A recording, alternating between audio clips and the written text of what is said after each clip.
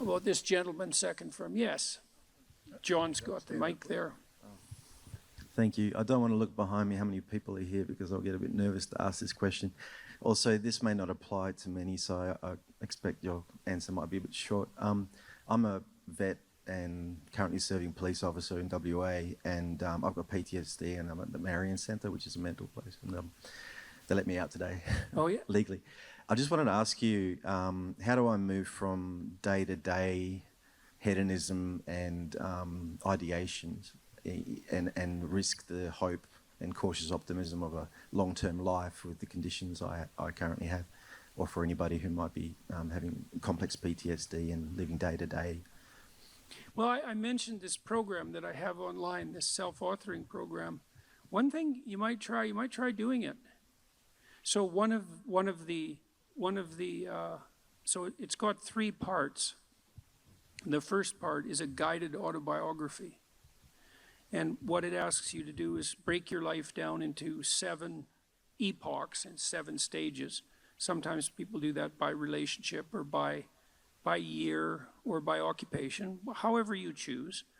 And then to detail out the most significant emotional events of your life, especially those that still hold some emotional valence.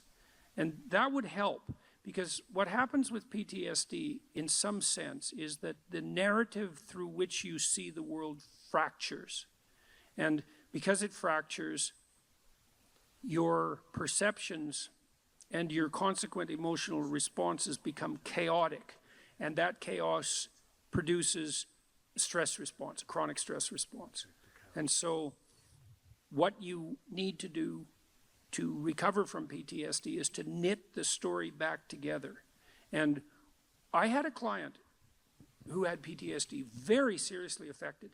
She was only 17, and she was so fractured that she was diagnosed with severe schizophrenia. And when I first saw her, she could barely talk, and she could barely focus her eyes, and she would move her hands up and down, and I could, like she was grasping for something. And I asked her why, and she said that she could see lines in front of her and that she was trying to interact with them. I mean, when your perceptions are fractured, you're in pretty rough shape. And it turned out that she had been terribly bullied by a boy whose amorous advances she had rejected, and he set out to make her life hell and certainly succeeded. And I had her walk through this past authoring program in the course of therapy. And she could hardly write to begin with. And we went through her life right from the beginning. And as we went through it, she got more and more coherent. And by the time we had brought her up to date, including walking through this catastrophic bout of bullying and the school's absolute inability to do anything about it, she had glued herself back together. So the other thing I would carefully recommend, especially if what traumatized you happened more than 18 months ago, is that you spend some time either writing about it, or another thing to try is just before you go to sleep, bring the memory to mind, and not enough to push you farther than you want to go, but as vividly as you can, and then let it go. Like don't push yourself harder than you can. You'll see, you want to initiate a process of active engagement with the dragon that burned you, fundamentally. The psychophysiological pattern of active engagement is the opposite to the psychophysiological pattern of involuntary stress. And so if you can practice embodying that voluntary confrontation, then that stance can come to dominate. And that's the stance you want to dominate, because that moves you forward voluntarily into the world. And so, and that, in all probability, that will work. So I had this is a friend of mine, he had PTSD, and he had been brutalized in a Canadian residential school when he was a kid, and it was bloody rough, like Auschwitz level rough. It was really bad. You can't listen to his story without it like breaking down, you know, it's bad. And he told me that he hadn't looked in a mirror for 40 years. He was unable to face himself, eh? And he also told me that when he dreamed, he was still 8 years old in his dreams, same age he was when the cataclysm occurred. And that he had started to become aware that he was stuck in his dream. He's kind of a visionary guy. He's an artist, this guy. And so I suggested that he spend a little bit of time in front of the mirror each night before he went to bed, just taking a glance at himself.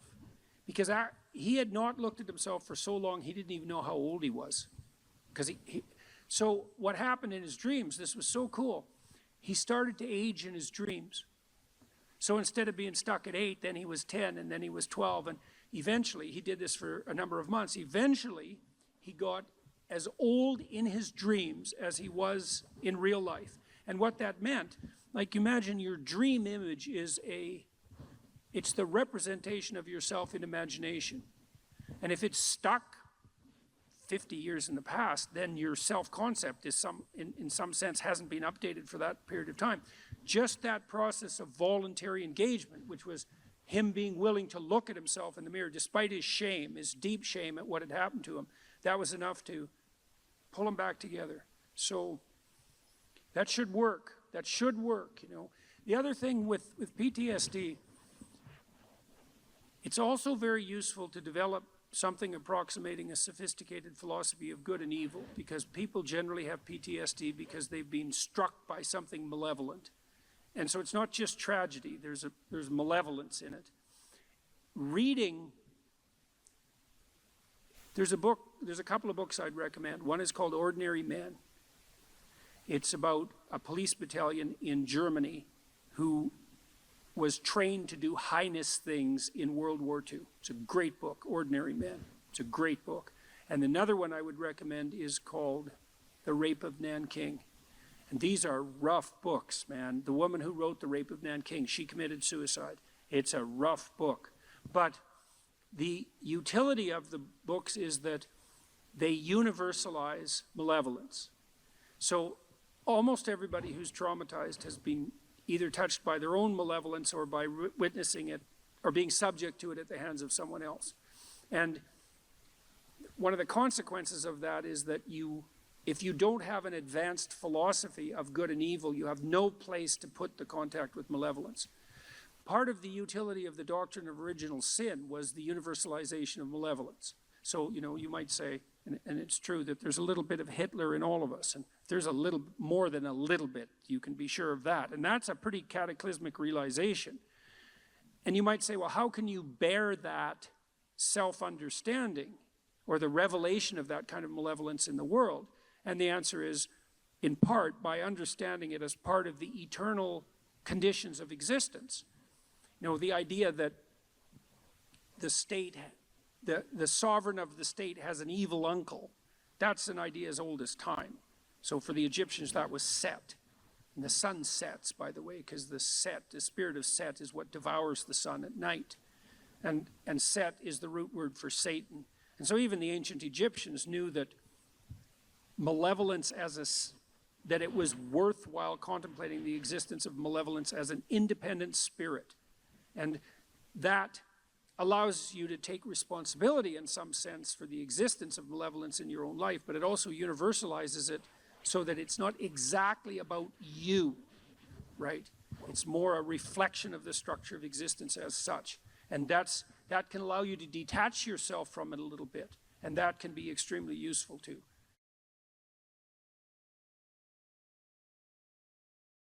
If you're thinking about your past, what it means is you haven't analyzed the causal chains. Because you might say, well, why do you remember your past?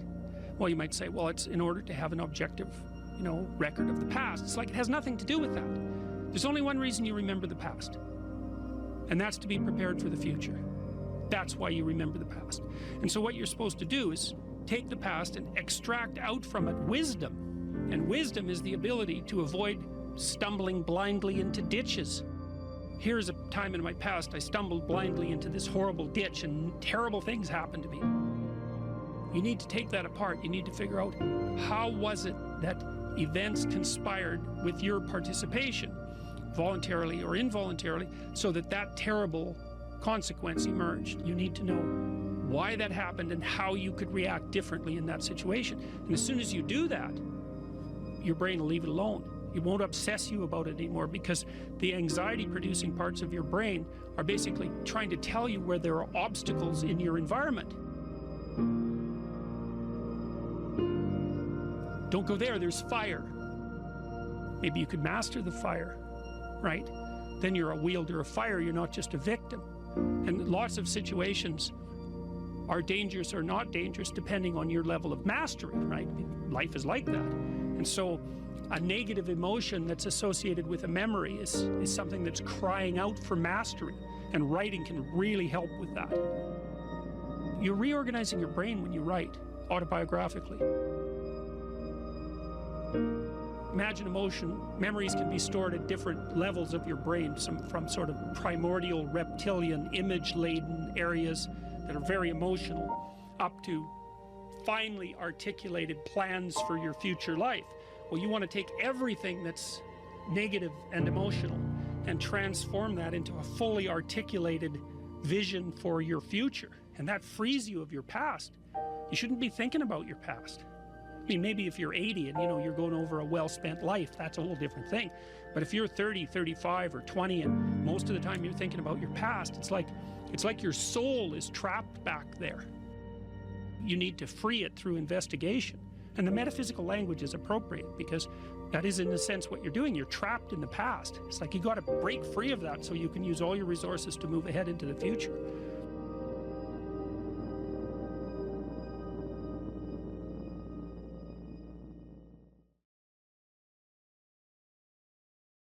It's unbelievable the degree to which our sanity depends on a functioning sociological structure. And here's why. Well, first of all, you kind of need to know what to do every day. You have to have a routine, because you're an animal, and if you have a dog or a cat, dogs are a really good example of this. Dogs like routine. They like to be walked the number of times a day that they're supposed to be walked, and they get quite sick very rapidly if you don't routinize their days. Children are exactly the same way. Now, you can overdo it, right? But still, you need to know approximately when you should get up. It should be approximately the same every day. You need to know approximately when you're going to eat. You need to know what you're going to eat. You need to know who you're going to eat with. You need to know where to buy your food. It's like 80% of your life, 70% of your life, something like that, consists of those things that you do every single day, that you repeat. Well, so you need structure, you need predictability, and you need more of it than you think, just to keep you sane. Now, if you're lucky, and maybe a bit odd, you can deviate 5% from the norm, or 10% from the norm, or something like that, carefully and cautiously, as long as the rest of you is all well ordered in a normative manner. You might be able to get away with that, and you might be able to sustain it across time, and people might be able to tolerate you if you do it. Or maybe you'll get really lucky and you happen to be creative, but reasonably well put together, and people will actually be happy that there's something idiosyncratic and unique about you. But even under those circumstances, mostly what you want is to have a routine that's disciplined, that's predictable, and bloody well stick to it. You're going to be way healthier and happier and saner if you do that. And then the other thing that you need, because this is one of the things the psychoanalysts got wrong, I think, is that they overestimated the degree to which sanity was a consequence of being properly structured internally, Because from the psychoanalytic point of view, you're sort of an ego, and that ego is inside you. Of course, it rests on an unconscious structure, but the purpose of psychoanalysis is to sort out that unconscious structure and the ego on top of it, and to make you a fully functioning and autonomous individual. But there's a problem with that, because the reason that you're sane as a fully functional and autonomous human being isn't because you've organized your psyche, even though that's important. The reason that you're sane, if you have a well-organized unconscious and ego, is because other people can tolerate having you around for reasonably extensive periods of time, and will cuff you across the back of the head every time you do something so stupid that people will dislike you permanently if you continue. And so what people are doing to each other all the time, just nonstop, is broadcasting sanity signals back and forth, right? It's like, You smile at people if they're not only behaving properly, but behaving in a way that you would like to see them continue to behave. You frown at them if they're not, you ignore them if they're not, you shun them, you roll your eyes at them, you manifest a disgust face, you don't listen to them, you interrupt them, you won't cooperate with them, you won't compete with them. It's like you're blasting signals at other people about how to regulate their behavior so frequently, well, it just makes up all of your social interaction. That's why we face each other and we have emotional displays on our face and we're looking at each other's eyes and we know as much as we can about what's going on with each other, given that we don't have immediate access to the contents of their consciousness. And so partly what you're doing with your routine is establishing yourself as a credible, reliable, trustworthy, potentially interesting human being who isn't going to do anything too erratic at any moment. And everyone else is around there tapping you into shape, making sure that that's exactly what you are. And that's how you stay sane. And so what happens to people too, if they don't have a routine and they get isolated, is they start to drift. And they drift badly because the world is too complicated for you to keep it organized all by yourself. You just cannot do it. So we outsource the problem of sanity. And it's very intelligent that we outsource the problem of sanity because sanity is an impossibly complex problem. And so the way that we manage the incredibly complex problem is we have a very large number of brains working simultaneously on the problem all the time. Are you depressed or do you just have a horrible life? And those are not the same question, because if you're depressed, you have a life that in principle should work, but isn't. And so you come and say, look, I've got a lot of things going for me. You know, I've got a good job. I've got a good family. My wife loves me. But man, I'm miserable all the time. It's like, okay, well, let's delve into that a bit more deeply. But that kind of sounds like depression. But then you might come and say, well, I'm miserable. I'm suffering. I don't even want to be alive. And then I might ask, well, do you have an intimate partner? Well, no, not really. And I have had a history of catastrophic relationships. Do you have any friends? Well, you know, I have this one person I phone like once every month or so. But other than that, no, I don't really see anyone. Well, do you have any close family? No, my family's pretty fractured. I don't get along with my mom and dad. I don't see my sisters or my siblings much. It's like, well, how about a job? Or how about a career? Or failing that, a job? It's like, well, I've always kind of been underemployed and I just lost my job and, you know, that's not going very well. And so on. You can walk through someone's life and you can find out if they're reasonably embedded in a hierarchy of social institutions. And if the answer is no, no intimate partner, no family, no children, no friends, no job, no career, no educational pathway, no engagement in civic responsibility, let's say, no church attendance, no spiritual life, no routine. It's like, well, you're not depressed, you just have a horrible life. Multidimensionally. Like, it's no wonder you're depressed. There's nothing in your life that is working. But it's interesting because that's not exactly a diagnosis at the level of the individual. It's a diagnosis in relationship to the relationship between the individual and this structure of containing social institutions. If you don't have an intimate partner and you don't have a family and you don't have any friends and you don't have a career or a job or any civic involvement or any involvement, let's say, with religious institutions, and you don't have any creative striving, all you've got left is pain. And so that's what you have. And so here's a different way of thinking about sanity. Sanity isn't being well constituted as an atomized individual. Sanity is what makes itself manifest if you're properly situated in a hierarchy of social order. To be well constituted, you have to be a harmonious player in a multidimensional symphony in some real sense of social interaction. It's very hard to stay on the straight and narrow without a partner who doesn't share your blind spots correcting you constantly. You know, now that's annoying. There's a tussling about it, right? There's a fractious and adversarial element to that, because if you're married, you don't see eye to eye, and thank God for that, because sometimes in your foolish insistence on being right, you're wrong, and wrong in a way that'll take you out. And so you better have a partner who doesn't think the same way you do. And fortunately, if you have a partner, you have a partner who doesn't think the same way you do.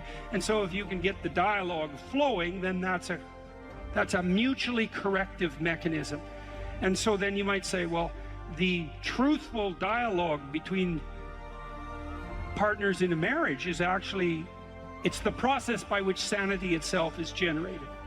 And I mean technically, it's like you're too complex to regulate yourself, period. And so you need other people to help you do that. So if you have a wife or a husband, someone who knows you and is there for the long run, they can help, you can help each other find the meaningful path and stay on it. And you can't do that alone. And probably just having a partner isn't enough. You need kids, likely, to keep you sane or to drive you crazy, depending on the nature of your children. Let's say you need family, you need your parents, you need your siblings, you need another community around you that's not merely your wife, because you're so crazy that it takes a village to keep you sane. And so, and then surrounding that more intimate web of kinship, you need friends. And friends keep you sane. Well, how? Well, you have to act in a manner that makes them want to be around you to have friends. And that means that to maintain your friendships, you have to be saner than you really are, right? You have to be, they have to be able to enjoy their time with you. If you practice forthright and voluntary exposure to that which terrifies and dismays you, it transforms you. And we really know this as psychologists. We even know there's more and more evidence suggesting, for example, that if you imagine you adopt this attitude of voluntary confrontation, that changes you psychophysiologically. So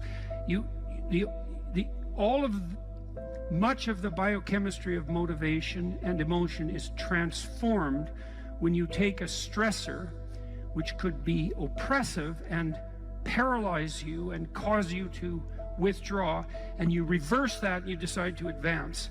It's like a different spirit inhabits you. And I mean this physiologically. There's a whole different pattern of being that makes itself manifest in you neurologically and psychophysiologically and pharmacologically. So you take it on as a challenge, right? And that transforms you at a cellular level too, because one of the things we've discovered in recent years is that if you do something new and complex, then that turns on that parts of your DNA that haven't produced proteins before will start producing new proteins and reconstruct you from the cellular level up. So it's a deep transformation, and we have no idea how deep. And again, you could ask yourself, if you didn't withdraw in fear from anything from everything that life threw at you, who could you become? And I would say that's the central religious question in some real deep sense. You know, are more things thrown at us than we can manage? Well, that's a tricky question, because pretty dreadful things are thrown our way. And you might say, well, that's just presents an insuperable barrier to progress. That's not very helpful, because you're alive, here you are, you got these problems to contend with, and if it's an impossible task, then how could you be anything but hopeless and desperate? But then you think, well, wait a second, how would things transform if I took this on as a voluntary adventure, you know, regardless of its scope? And the scope would include unjust suffering, death, and hell. And that's not just some religious or metaphysical vision. It's like, no, you're actually going to have to contend with that in your life. in whatever way those things make themselves manifest to you personally. That's coming, man. And so maybe you better get prepared. And then the question might be, well, what would happen if you got prepared? And the answer might be, you'd be prepared. And I think the religious enterprise in its deepest sense is that process of preparation. And you might want to even push that a bit farther. You might say, well, not only do you want to get prepared for what's coming your way, but you want to be so prepared that when it comes your way, that it doesn't make you bitter and resentful and tempted by the desire to walk the path that would make all of that even worse. And so you might say, well, if you could really face up to what you need to face up to, not only could you turn yourself into someone that could bear the catastrophe of life and exposure to hell, but maybe you could turn yourself into someone who would still do good even while facing those things. And that's a pretty noble goal.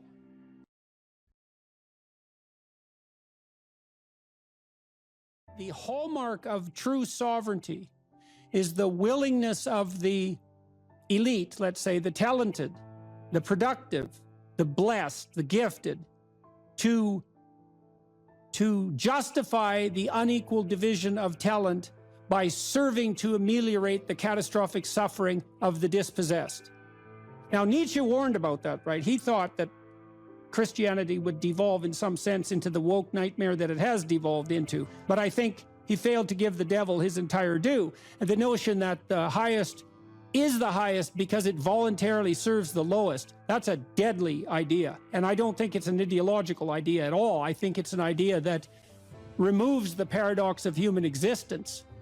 And so there's that, but then there's another insistence in both Judaism and Christianity, and I'm not saying it's limited to those doctrines, by the way, that the way to deal with suffering is not to avoid it or to circumvent it with a shallow hedonism, but to face it intensely, head on, and voluntarily in its full manifestation.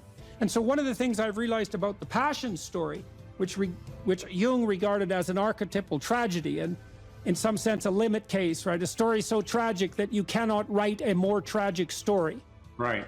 Is that it drags the observer, and so that's all of us in Christendom, through the entire catastrophe of human existence, right? So it confronts you with the mob that's after you, that you are also part of. It confronts you with moral relativism in the shape of Pontius Pilate. It confronts you with the oppression of the totalitarian state of foreigners, let's say, in the guise of Rome. It confronts you with the betrayal of your best friend. It confronts you with the willingness of the crowd to punish the virtuous and free the criminal. And that's the story of Barabbas and Christ. And Pajot told me the other day, Jonathan Pajot, that an alternative name for Barabbas was Jesus. And that what the crowd did was pick the political revolutionary over the spiritual leader. And that's perfect. And then it confronts you with the reality that we all face our own mortality, and too early. And the fact that sometimes the innocent and virtuous are punished. And so and then of course there's the horrible, tragic, torturous death, all of that. And that's all signified by the image of the crucifix and what we're doing to ourselves, even though we don't know it. I'm speaking mostly psychologically, although somewhat theologically, is that we're exposing ourselves to the ultimate catastrophe of human existence, while simultaneously manifesting the faith that if we face that unflinchingly, that will resurrect us instead of killing us. That's quite powerful. It's something, man. It's something. It's something I've been puzzling out for a long time, but particularly for the last 6 months. I'm going to write about that in my new book. And when I talk to my audiences about that, and I would especially say this has an impact, again, on demoralized young men, and say, look, we don't know the limits to the expansion of your personality if you're willing to face things without deception. And that's a variant of that radical honesty we were already talking about. Don't live by lies. Well, life is rife with injustice, atrocity, and suffering. And so what do you do with that? Do you avoid it? There's good physiological evidence, by the way, that if you take two groups of people and you subject one group to a stressor involuntarily, and you get the other group to take on the stressor voluntarily, that the pattern of psychophysiological response is entirely different. It's entirely different emotionally, motivationally, and in terms of the damage it does. And so the involuntary imposition of a threat is stressful and damaging, but the voluntary acceptance of a threat is invigorating and revivifying. Now, it would be nice if we could be optimistic, and I think, again, the problem with being optimistic is that it's naive. So then the question is there an optimism that's not naive? And I think there is. And the optimism that's not naive is in just a visualization of how strong people can be. So one of the things that I tell people, I've told my students in my class, in Maps of Meaning, here's a goal. You want to be the person at the funeral of your father that everyone can rely on. How would that be? You want to be the person who's broken and useless and adding to the misery in the corner. And look, I'm not making light of people's grief. You know, I understand grief. But who do you want to be when there's a crisis? Right? Do you want to be the person that everyone can turn to for strength? It's like, why the hell not? Why not that as a goal? That'd be a good goal, because then if there's a crisis, and there will be, it won't be such a bloody crisis, because there'll be someone there that can deal with it. You know, so when I went and talked to these people at the funeral home, I envisioned that. I thought, okay, well, this is something you have to contend with if you're going to be alive and adult. You have to contend with death and suffering, and you have to be ready for it. And you have to be there for the person, because that's all they're going to have. And so there's a goal, man. And in this time of nihilism, you know, it's what's the point of life? People ask, and they're taught that at universities. What's the point of life? Everything's interpretation. Humanity's a cancer on the planet. You know? Well, how about no? How about not that? How about that there's something to us?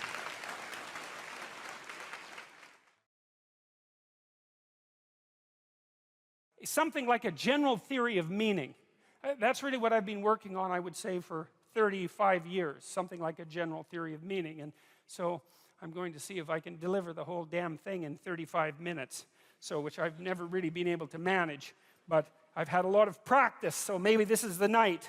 So, okay, so the first thing I want to tell you about is a little bit about how you perceive things, because it's very important to know how you perceive things. And you don't perceive very much, by the way, because, well, there's a lot of the world, way more than you can possibly imagine, and there's not that much of you. And so a lot of information is coming in through a very narrow channel. And it isn't easy, given the fact that all that information exists, it isn't easy to figure out how to narrow that channel so that the information you get is the information that you need. It's information you need that also gives you a grip on the world, right? It has to be practically useful, true and practically useful, something like that. It's a very, very, very, very difficult problem to solve. And a lot of it you don't even really solve, because you can't. It's too complicated. You solve it by doing what you're doing right now, for example. So here you are in this unbelievably beautiful building, and I read today a little bit about it, and today it would cost about $1 billion to build this building. And so you're sitting here, and you're all sitting here peacefully, and you're all pointing in the same direction, right? And we're all basically doing the same thing, and we're doing it peacefully, and we can all focus on the same thing, and we had to invest $1 billion for that to be able to happen. And so you think about that, is that part of the way your society solved the problem of the complexity of the world for you was by investing $1 billion in what, how long did it take to construct this place? 15 years, something like that. Maybe it was longer. So that you could sit here in relative comfort and peace and tranquility and concentrate on something that's very focused, maybe something of beauty, something of artistic merit, something of intellectual merit, and that the rest of the world wasn't there, so you didn't have to worry about it. And that's not all. It's not just that you're here in this building and the chairs aren't falling apart and the floor is reliable and the electrical lights work and the sound quality is good, and like all the technology is working, and there's people beetling away in the background like mad, constantly, everywhere, making sure that those impossible things keep happening so that you don't have to be distracted. But then you're also sitting with people who are roughly like you, roughly like you enough so that when they come into a venue like this, they know enough to sit down in the seats and face forward, and not turn around and look at the person behind them, which would make them very nervous, right? Which would be an indication that that person isn't playing the same game as everyone else, and so God only knows what they're up to. Because you just wouldn't want that, right? You wouldn't want the guy in front of you turning around and just looking at you for the next 90 minutes. And, well, it's worth thinking about why. Like, well, what are you thinking about? You're going to be sitting there looking like this. Your eyes are going to be darting around, and maybe you're going to be nudging someone and pointing at this person because maybe they have some idea of what this person is up to because you don't. And the problem is, if you don't know what that person is up to, then they could be up to anything. And anything is a lot of things to be up to. And you don't want people to be up to anything. You want them to be up to the one or two things they're supposed to be up to while they're with you in this narrow place that you occupy, right? And that's sort of the hallmark of a civilized and socialized person is when we interact under 90% of conditions, 99% of conditions, you show me your persona. It's just a very narrow slice of yourself, and I show you mine at the bank, say, or at the grocery store, when we pass each other casually in the street. We nod and say hi, and you nod and say hi, or we just walk by peacefully, and like we're seething with complexity, and we don't let any of that out. And the reason for that is we don't want anybody else to let any of it out either. Right? So we keep ourselves simplified, and we build our architecture for that. And so, you come into a building like this, and the building tells you what to do. The chairs are all aligned. The chairs say, sit on me, right? The chairs are all facing the same way in kind of a semicircle, and they say, face the stage. And there's a stage. And so you come in here, and all the perceptual problems are solved. And so there's all this technology, and there's all this expense, and then there's the shared culture that enables you to know that this is something like a theatrical experience. And so what you do at a theatrical experience is come together as a group and remain silent but attentive, participating in that manner, and watch and listen to the main performance. And you all know that. It's part of the shared culture. And so that shared culture is also enabling you to perceive what you're perceiving right now as a protective mechanism. And that's part of a broader shared sense of civilization, and it's dependent on a shared government. And then there's other forms of protection, I mean, well, the sun isn't shining on us too brutally because we have a roof, and we're not in danger of warfare because you have borders, and you have an armed forces, and you have policemen, and it's like, Christ, there's just things going on around you like mad to ensure that you can sit here so peacefully and so much as if the world isn't a complex place for an hour and a half and do something this focused. And so that's partly how you solve the perceptual problem. You don't see the world that much. You screen a lot of it out. Now, there's a good illustration of this. A psychologist named Dan Simon did this famous experiment which he called Gorillas in Our Midst. And some of you know about it, but I'm going to go over it because it's such a fun experiment to talk about, because it's so ridiculous and so illuminating, and because it's so relevant to what I want to continue talking to you about. So here's the deal. You go into Dan Simon's lab. He was at Harvard 20 years ago when he did this, and he was interested in this phenomena called change blindness. You see those kids' books sometimes where there's picture 1 and picture 2, and you're supposed to look at picture 1 and then look at picture 2 and see what's changed. It's actually hard. You look at picture 1, you say, well, I saw that. And then you look at picture 2, and it's different, but you can't see the differences. And you have to really compare back and forth before you can check out the differences. And that's what perception is like, is you're very blind to change, way more than you think. And way more than anybody thought before Simon did his experiments. And so he did this crazy experiment. So here's the setup. Video camera set up in front of a elevator bank, right? And so the camera would be here, the elevator bank would be about here, so it's pretty close-up shot. There's 6 people participating, 3 of them dressed in black, 3 of them dressed in white. the white team has a basketball, the black team has a basketball. They fill the whole screen, so it's not like they're way over in the corner this high and you can barely see them. They fill up the whole screen. You can detect their facial figures. It's close shot. You see their whole body, but it's clear. There's no tricks in it. And you sit there and you're the experimental subject, and the psychologist or his assistant says, okay, here's your task. And you're there to be focused on a task, apparently, because you're in a university and you're in a lab and you'd expect to be focused on a task. And so you're already primed for that and you're willing to go along with it to be obedient. But to be a good sport, let's say, that's better than obedient. And you want to do a good job because it's intimidating to be in a lab like that. And so you want to do a good job of whatever you're supposed to do. Unless you're a troublemaker, and you're probably not, because you wouldn't go into the lab to begin with if you were a troublemaker. So Simon says,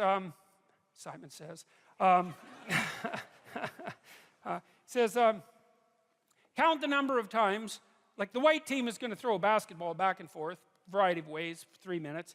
Just count how many times they manage it, and they're going to bounce it and throw it directly and all that. And so the black team and the white team start to mill around on the video, and they're tossing the basketball back and forth, and you're watching the basketball very intently with the central part of your vision. Now, the central part of your vision is very high resolution, and you can tell this. It's pretty easy. I'll show you. I don't know. Now, this probably won't work because I think the theater is too big to do it. But we could try it, I guess. So look at my finger, all right? But pay attention to my face. Now, that's hard because usually when you pay attention to something, you look right at it. But I don't want you to do that. I want you to pay attention to my finger and look at my face.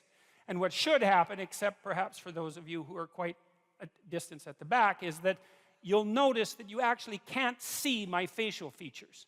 So, for example, if I look at even somebody in the third row, if I look directly at you, I can see your facial features fine. I can tell you have glasses. I can't tell if you're male or female. I can't distinguish you from the chair, and it has nothing to do with you. Right. But you don't have to move very far away from central vision before it becomes extremely low resolution. And so that's how your visual system is set up. High resolution in the middle, low resolution as you move towards the periphery, until like out here, I actually can't tell how many, I know how many fingers I have. Well, 5 if you include the thumb, but I can't see them.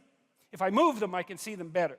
Because that's one of the ways your visual system overcomes its limitations, is that it's better at seeing movement than things that are stable. And that's because, well, if you're watching something and something suddenly moves, off to the right, it might be a good idea for you to shift your attention just to see what it is. And so that's a trick your visual system uses. But mostly it's foveal vision, and it's a very, very small part of your visual field, and it's extremely heavily neurologically innervated in the visual cortex. A lot of cells are devoted to that tiny area in the middle of your vision to make it as high resolution as possible. And it might be nice. Eagles have 2 fovea, by the way. They can see better than human beings. Their eyes, bald eagles, their eyes are as big as human beings, and they can see better than we can. They're the only animals that can do that. They have 2 fovea.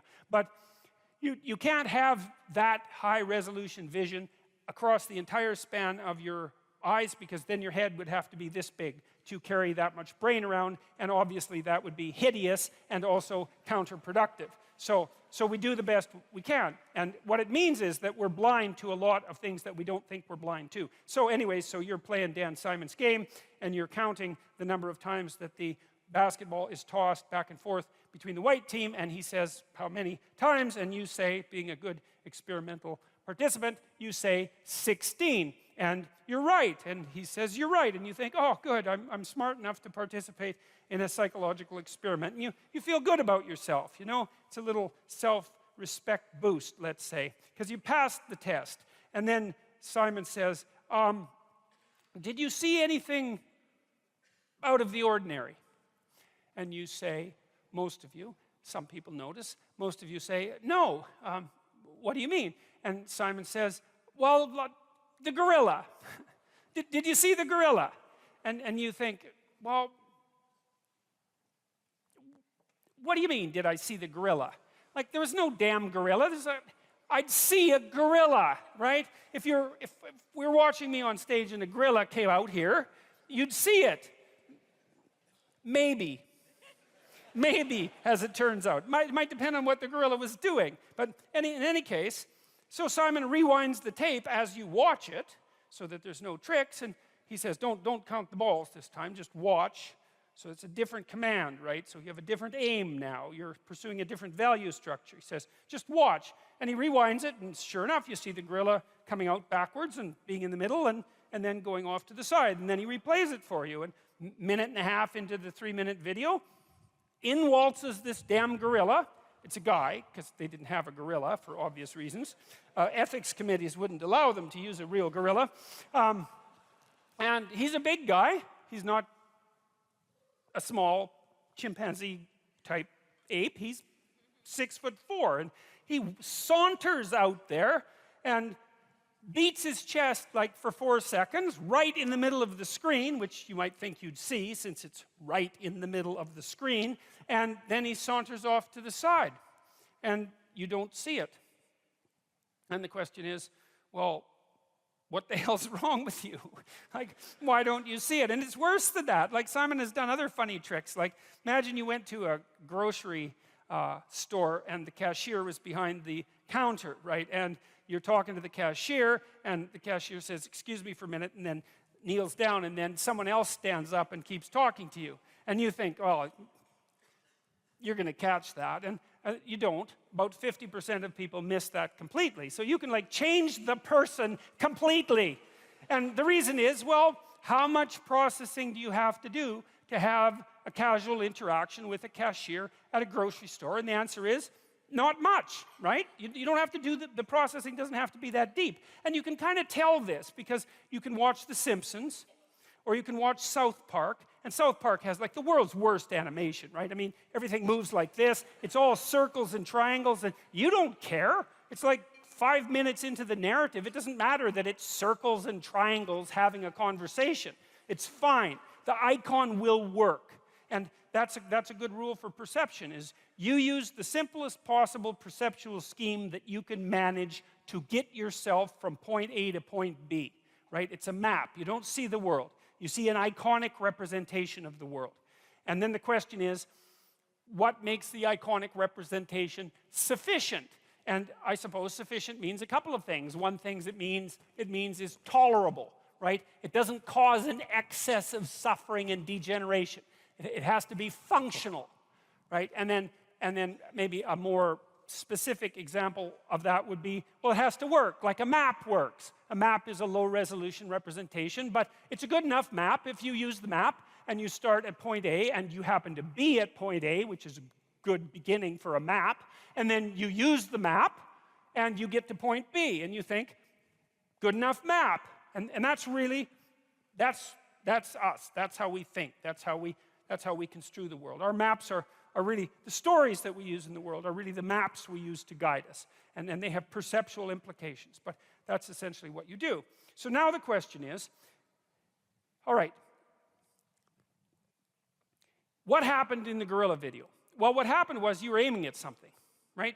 You're aiming at counting the passes. And the question is, well, why were you doing that? And the answer is, well, someone told you to, asked you to. And then you might ask, well, why did you listen to them?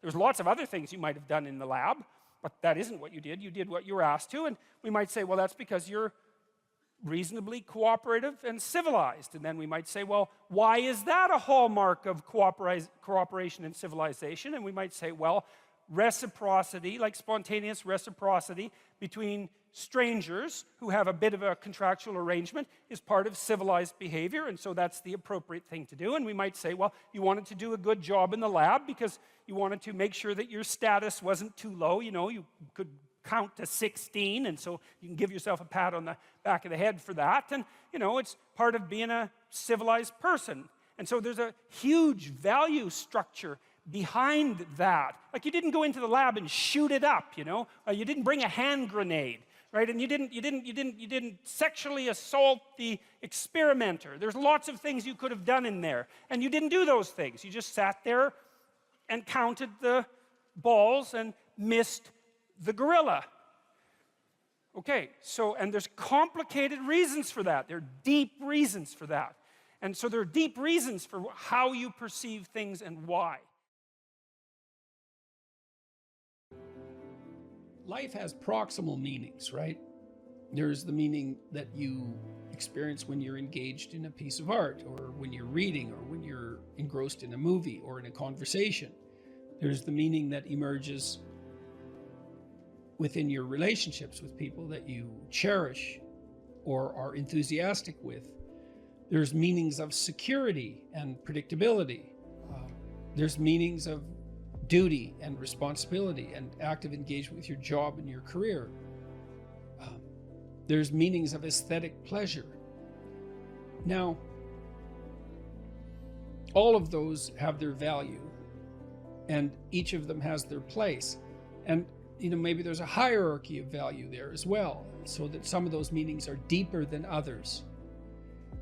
And then you might say, well, what characterized the deepest of all meanings? And it would be something like relationship with the transcendent, and that would establish a relationship between you and what's always been conceptualized as God, which is generally supposed to be something ineffable, right? It's not definable, but you might think about it as the central animating spirit of the age, or the value around which all other values are organized, or the wisdom of the ages, or the creative spirit that possesses you when you're inspired, or what grips you with enthusiasm at a sports event or at a musical event.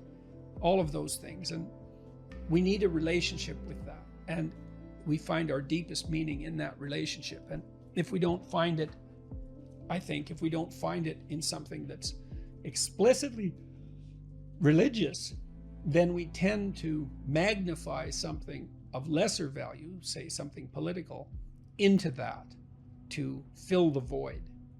So yes, life has proximal meanings without God, without eternity, but at the ultimate level, something's lacking.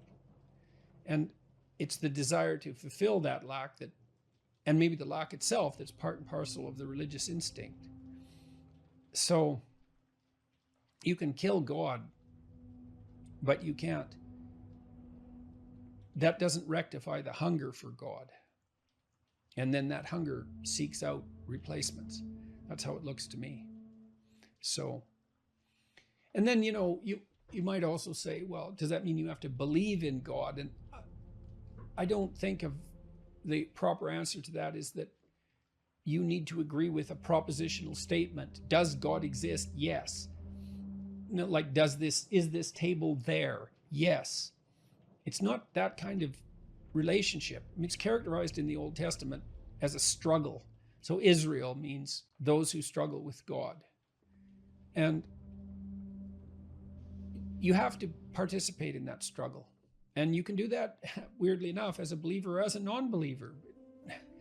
Maybe sometimes more intensely as a non-believer.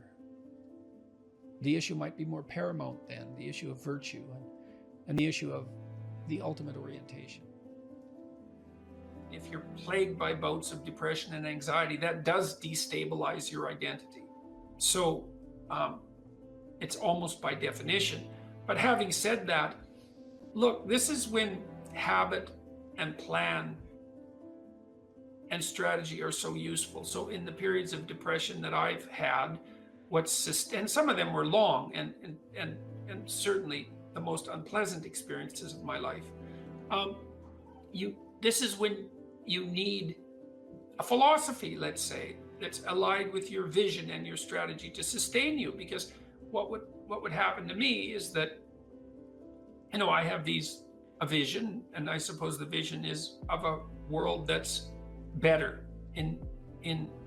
that's less likely to descend into ideological catastrophe, and where people are more responsible and more awake and more educated and healthier. All of that, a vision of a better world, a world that's less hellish at least, but also a better world, and some sense of what role I might play in that. And so that's very motivating. Like, it's a profound goal to try to make things better. And you can do that locally. You can do that for yourself. You can do that for your family. You can do that for the broader community. And all of that's worth it, man. It's worth making some sacrifices for. It's worth suffering for to some degree. And then you decompose that into the day-to-day and week-to-week strategies and actions that you're undertaking, the plans and the activities that you're putting forward to make that dream a reality, to realize it. And then when the depression and anxiety come along, you think, part of it with depression, it's just bloody endurance. It's like you get up and you work through the next hour, you try to stay on track, you try to implement your strategic plans to the best of your ability, and you hope and you pray that you'll get through it. You'll get through it, and that the darkness will recede, and you stay on track. You eat even though you're not hungry. You get up even though you want to stay in bed. You interact with people even though you'd rather be alone. And it's the benefit of disciplined habits can sustain you. It's like the boat you're rowing in through a terrible storm, leaks and all, and maybe you'll be overwhelmed, but you have the boat and you can row forward, and that's what you've got.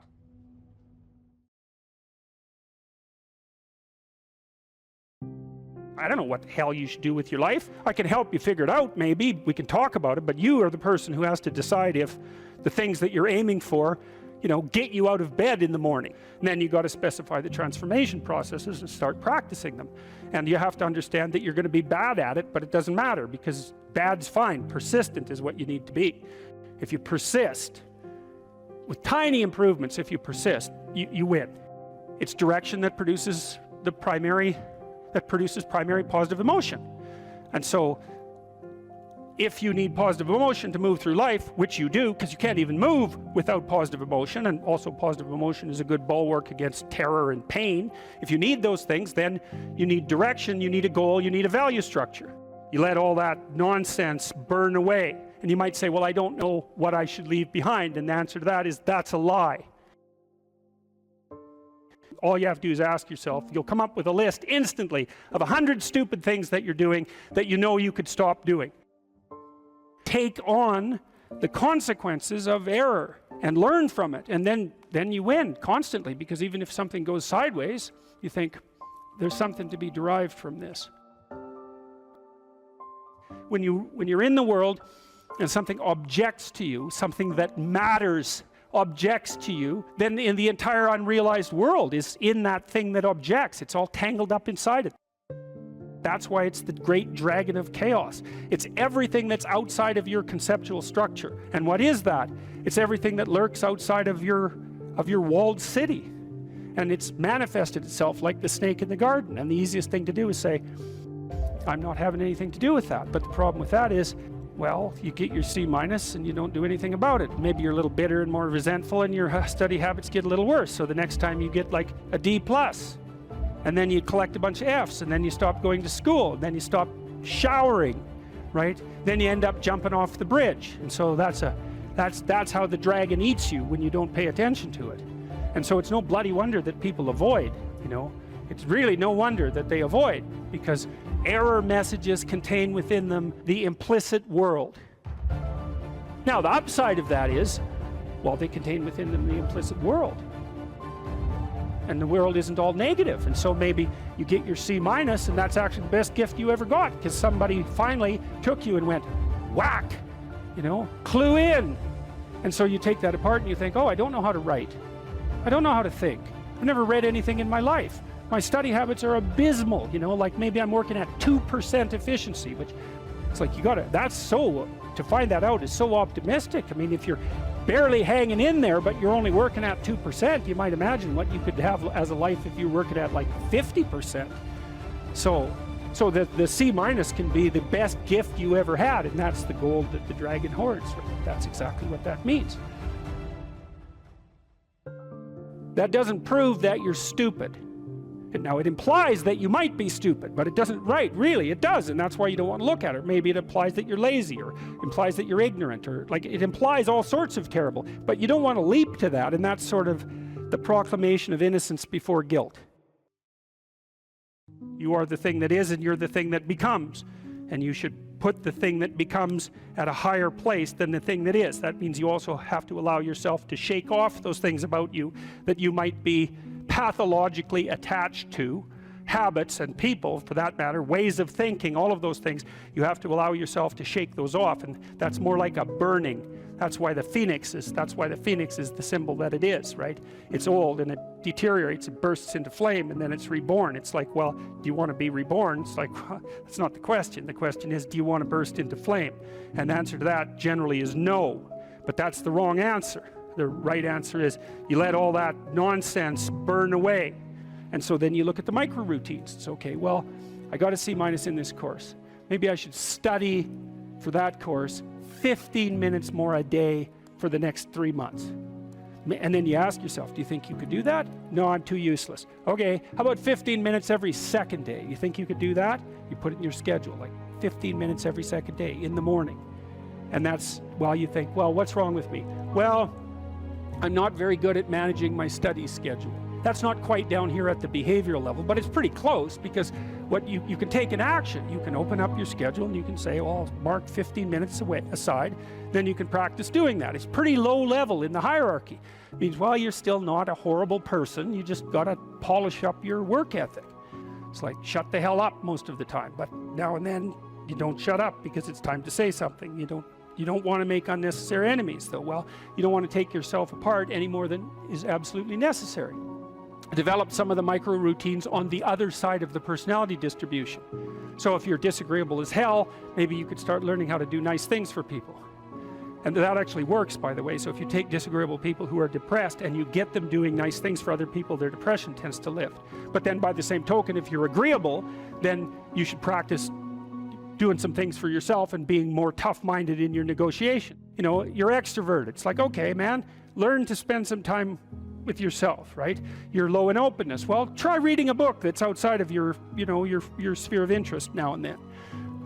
If you're conscientious, well, you should probably learn how to relax occasionally, and so forth. So you can, I think partly what you're doing as you're developing your personality is not moving the mean much, the average, where you're located, but you're extending the standard deviation so that you're a bigger bag of tricks than you were before.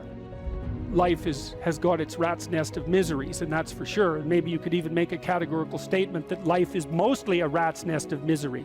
And you could make a pretty powerful argument for that. But then there's a counter question, which is, well, what if you tried not to make it any more miserable than it had to be, right?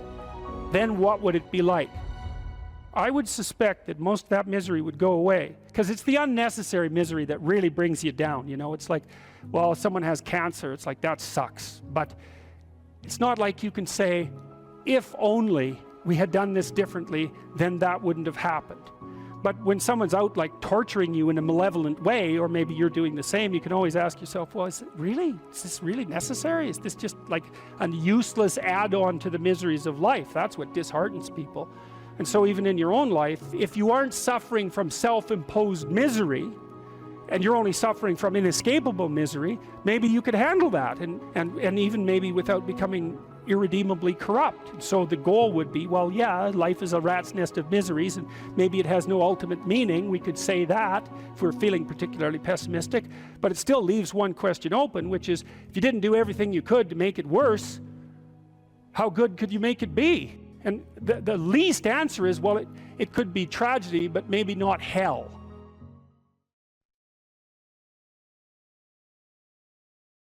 When I was 25 or so, I probably weighed about 138 pounds. I smoked like a pack of cigarettes a day. I drank tremendous amount of alcohol. I was from northern Alberta, this rough little town up in northern Alberta called Fairview, and there were long winters there, and my friends were heavy drinkers, and most of them dropped out of school by the time they were 15 or 16, went off to work on the oil rigs, and it was a rough town, and we drank a lot. I started when I was 14, and and so I had a lot of bad habits, let's say, and things that were, and I wasn't in great shape physically, and I was also still intellectually obsessed as I am now, and so that would have been in 85. But I decided around then, about 85, 84, something like that, maybe a little earlier, that I was really going to try to get my act together, and so I started doing that. First of all, I quit smoking. Well, that took a long time because I eventually had to quit drinking too in order to quit smoking, and I started working out, starting playing sports, which I'd never done. I was a small kid. I'd been skipped a grade, and I was a small for my age. So sports were never, especially team sports, were never really a domain of expertise for me. Although I skied and went trapping with my dad, went, cross country skiing and camping and all that. So, but when I went to graduate school, I started swimming. the first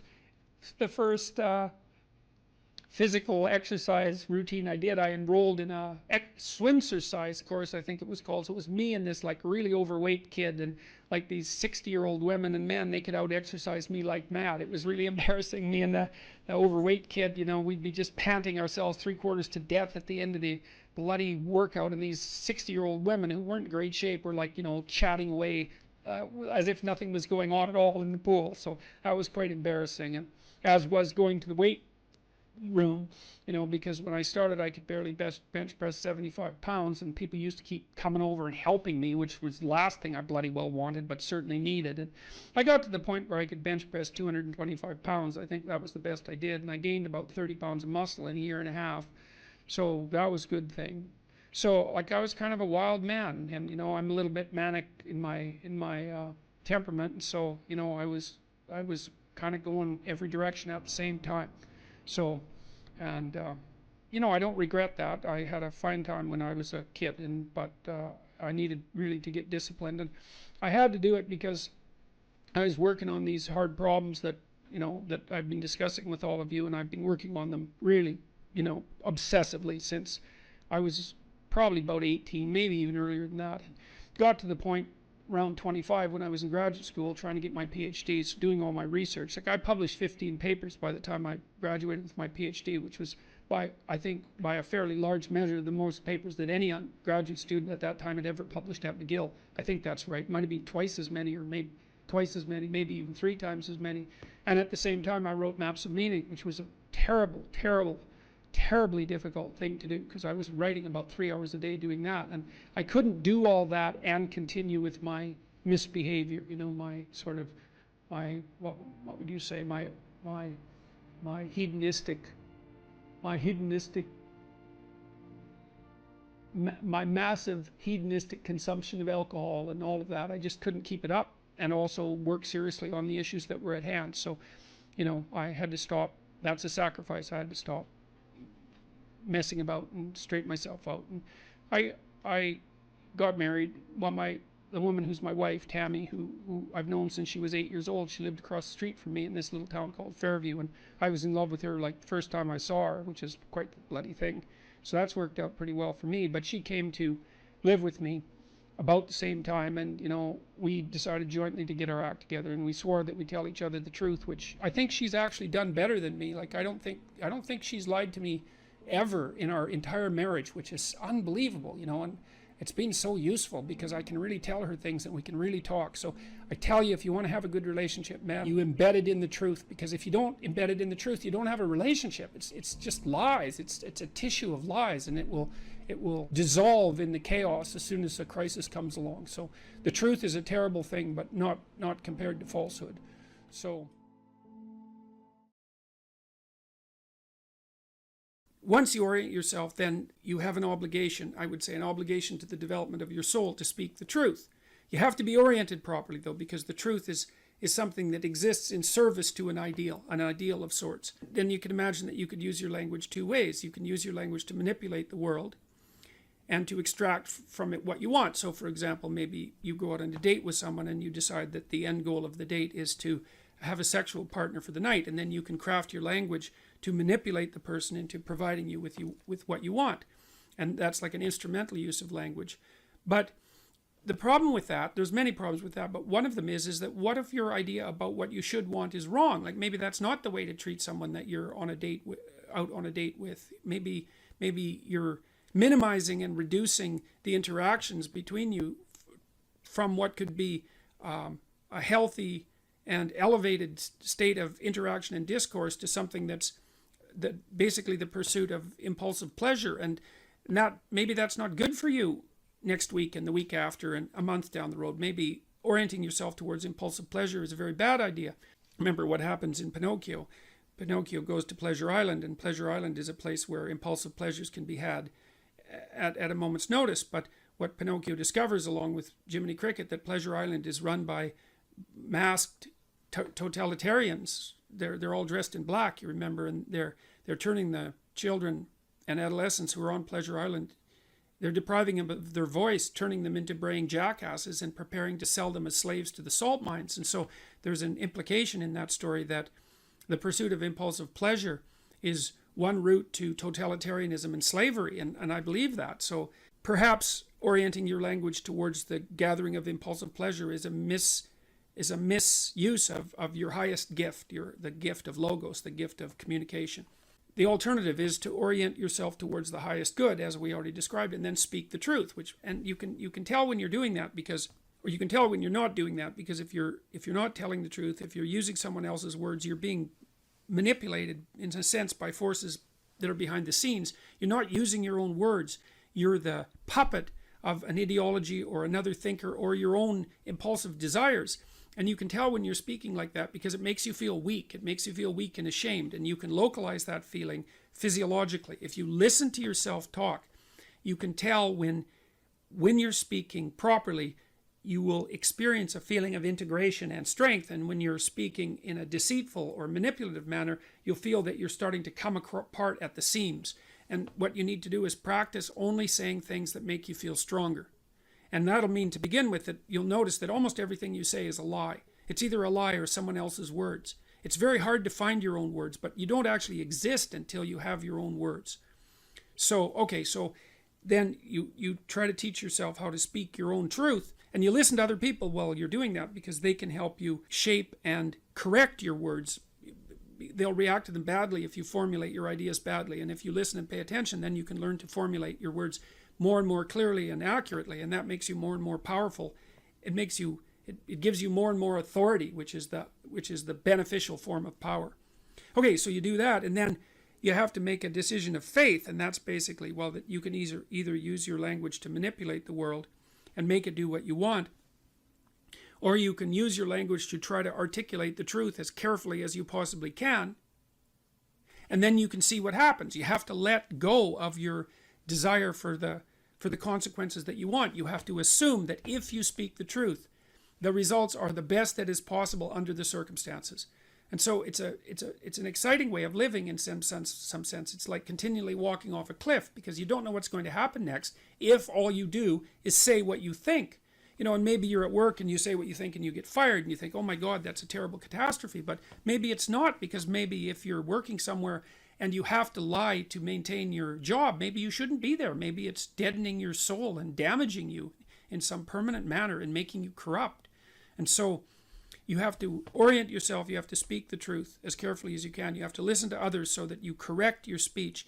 And then you have to allow the consequences that ensue to unfold as they will. That's the ultimate act of faith, I would say. And that's what you do if you belong to Truth University.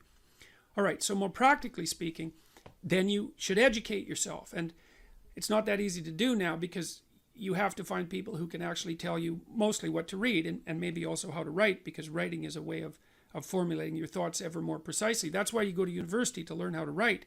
If you know how to write, you can think. If you can think and speak and communicate in writing, you're unbelievably powerful in the authority manner, because arguments move the world forward. And if your arguments are tight and well constructed and lucid and well edited and carefully thought through, and you have 5 rationales for everything that you're doing, which is what happens if you learn to write properly, then you're like a force of nature, man. No one can take you down. And that's one of the things that people aren't taught about why you go get educated, especially in the humanities.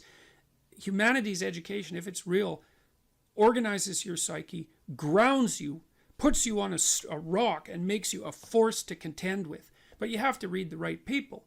And those are the great, they're the great people of the past. In my list, they're the great men of the past, and that's just how it is. And so here's who I would recommend. I put reading lists up at jordanbpeterson.com. There's 2 of them. And the people that I recommend primarily are their books written by the following list of people: Fyodor Dostoevsky, Leo Tolstoy, who I think perhaps the greatest novelist the world has ever seen, Alexander Solzhenitsyn, another great Russian novelist. I don't know what it is about the Russians, but man, they produce writers that are incomparable.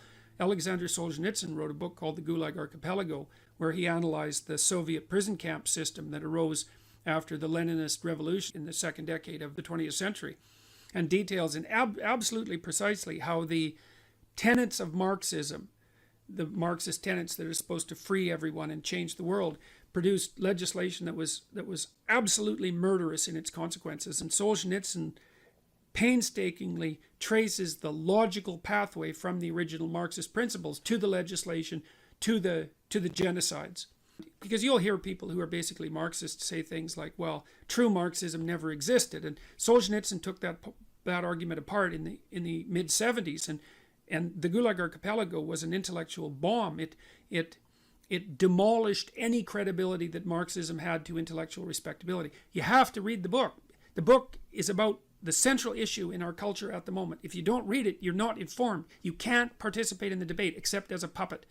And so I wouldn't recommend participating in this debate as a puppet, because you don't know who's behind the scenes pulling the strings. If you remember the Pinocchio story, the forces that were pulling the strings were not forces that were acting in Pinocchio's best interest, that's for sure. George Orwell, English essayist, incomparable commentator on socialist totalitarianism, even though he was a left-winger and a brilliant one. Aldous Huxley, who wrote Brave New World, had some very brilliant things to say about the potential demolition of sexual choice of sexual partner as a part of a dystopian future.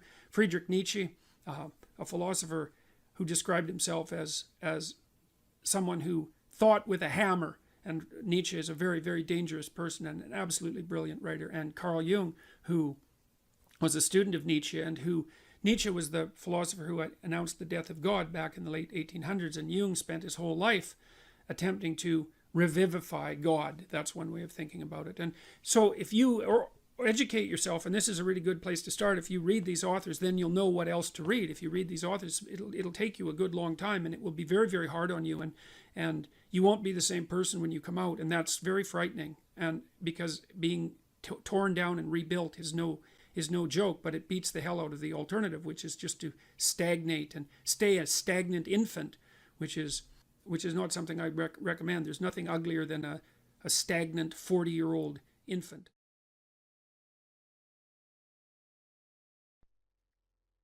Don't underestimate the power of truth. There's nothing more powerful. Now, in order to speak what you might regard as the truth, you have to let go of the outcome.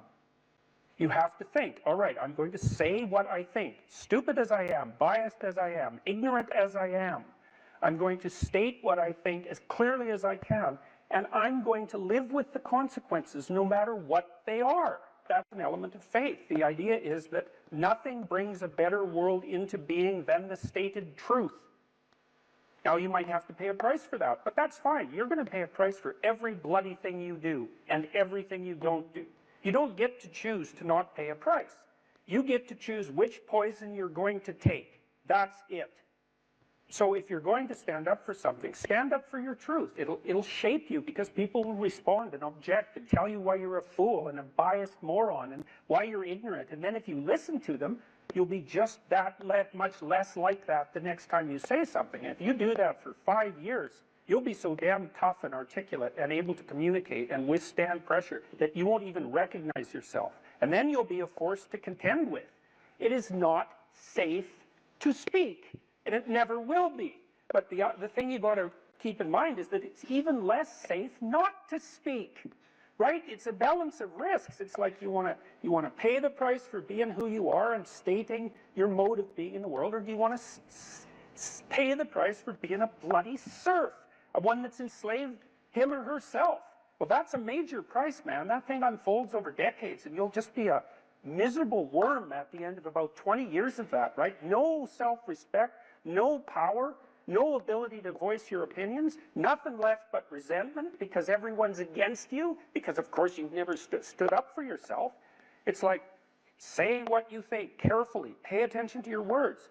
The price it's a price you want to pay if you are willing to believe that truth is the cornerstone of society. And in the most real sense, if you're willing to take that leap, then tell the truth and see what happens. And nothing better could possibly happen to you. There'll be ups and downs, and there'll be pushback, and there'll be controversy and all of that, but it doesn't matter. It's like, wake up, tell the truth, or at least don't lie. That's a start. You know 1,000 people. You're going to know more than that over the course of your life, but let's say 1,000 for the sake of argument for now. They know 1,000 people. That means that you're one person away from 1,000,000 people and 2 persons away from 1,000,000,000 people. And you're the center of that network. And now the way networks work is that information propagates in a network manner. So don't underestimate the power of your speech.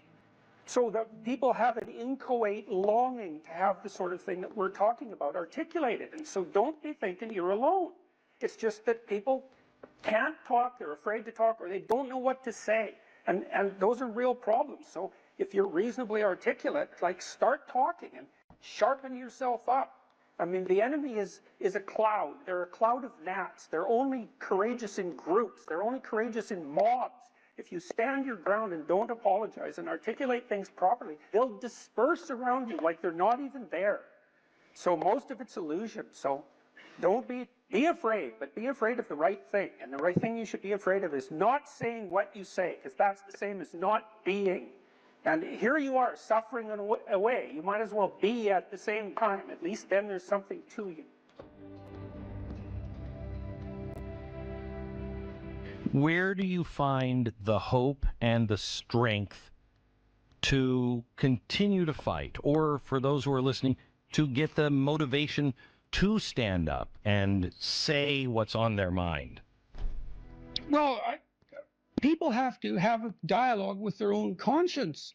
You know, if you don't imagine that you get upset with something when you recognize an obstacle in your path, and then imagine that you need a path and that you've chosen reasonably wisely, let's say, not perfectly, but reasonably wisely. An obstacle arises, you're frustrated, disappointed, ashamed, afraid. Well, you have something to do to clear out the obstacle. You have something to say. Well, then you don't clear out the obstacle because you're afraid to speak or you're unwilling to speak. You want to defer the conflict because you hope it will go away.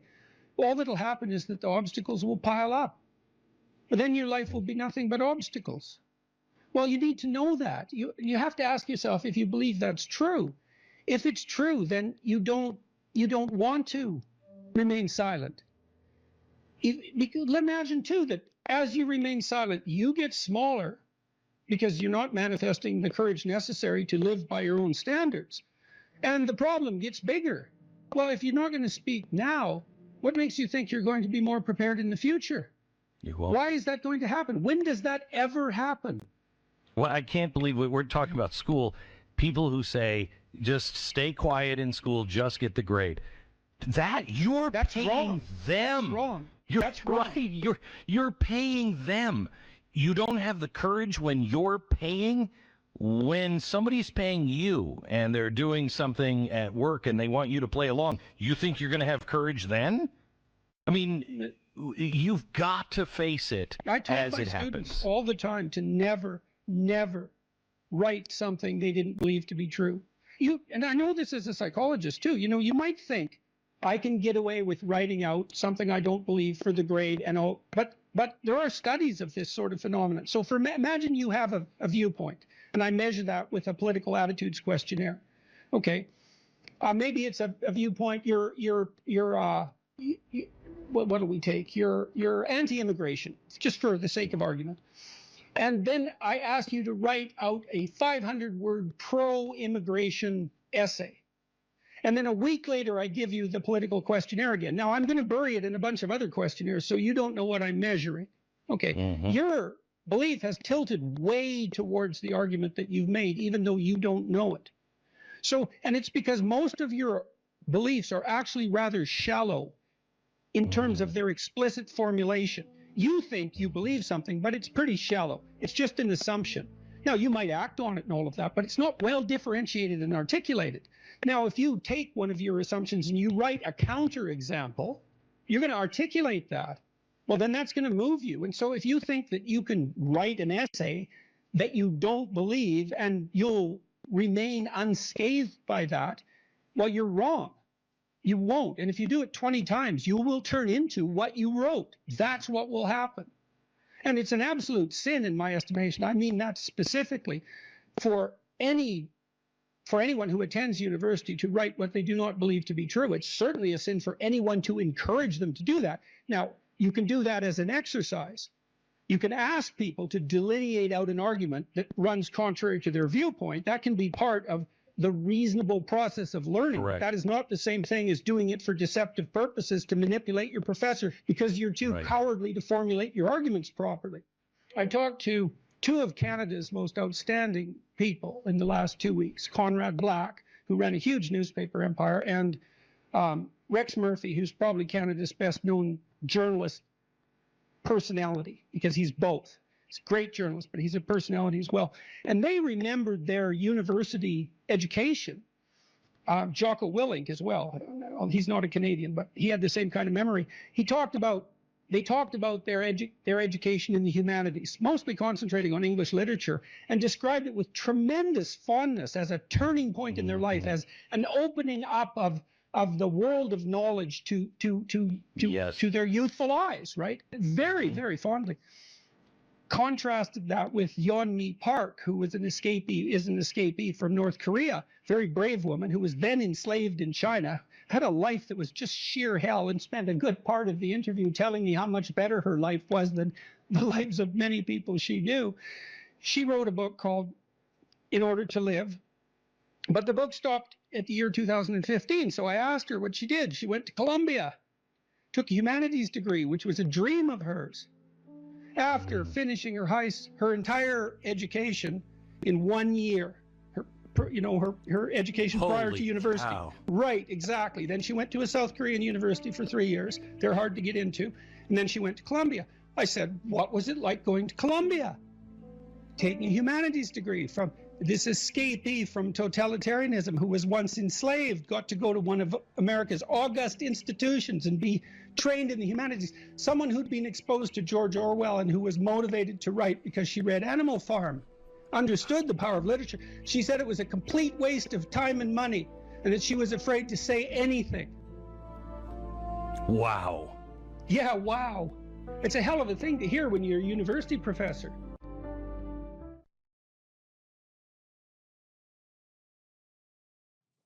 Okay, well, so that's another issue in some sense that seems to make the postmodernist critique even more correct. How in the world are you going to extract out a canonical interpretation of something like that? It's like it's not possible. But here's the issue, as far as I can tell. So when the postmodernists extended that critique to the world, they said, look, well, a text is complicated enough. You can't extract out a canonical interpretation. What about the world? The world's way more complicated than a text, and so there's an infinite number of ways that you can look at the world. And so how do we know that any one way is better than any other way? And that's a good question. Now, the postmodern answer was we can't. And that's not a good answer, because you drown in chaos under those circumstances, right? You can't make sense of anything. And that's not good, because it's not neutral to not make sense of things. It's very anxiety-provoking. It's very depressing, because if things are so chaotic that you can't get a handle on them, your body defaults into emergency preparation mode, and your heart rate goes up, and your immune system stops working, and like you burn yourself out. You age rapidly because you're surrounded by nothing you can control. That's an existential crisis, right? It's anxiety-provoking and depressing, very hard on people. And even more than that, it turns out that the way that we're constructed neurophysiologically is that we don't experience any positive emotion unless we have an aim and we can see ourselves progressing towards that aim. It isn't precisely attaining the aim that makes us happy. As you all know, if you've ever attained anything, because as soon as you attain it, then the whole little game ends. Then you have to come up with another game, right? So it's Sisyphus. And that's okay, but it does show that the attainment can't be the thing that drives you, because it collapses the game. That's what happens when you graduate from university. It's like you're king of the mountain for one day, and then you're like surf at Starbucks for the next 5 years, you know? So, yeah. So what happens is that human beings are weird creatures, because we're much more activated by having an aim and moving towards it than we are by attainment. And what that means is you have to have an aim, and that means you have to have an interpretation. And it also means that the nobler the aim, that's one way of thinking about it, the better your life. And that's a really interesting thing to know because, you know, you've heard ever since you were tiny that you should act like a good person and you shouldn't lie, for example. And you might think, well, why the hell should I act like a good person and why not lie? I mean, even a 3-year-old can ask that question because smart kids learn to lie earlier, by the way. And they think, well, why not twist the fabric of reality so that it serves your specific short-term needs? I mean, that's a great question. Why not do that? Why act morally? If you can get away with something and it brings you closer to something you want, well, why not do it? These are good questions. It's not self-evident. Well, it seems to me tied in with what I just mentioned. It's like you destabilize yourself and things become chaotic. That's not good.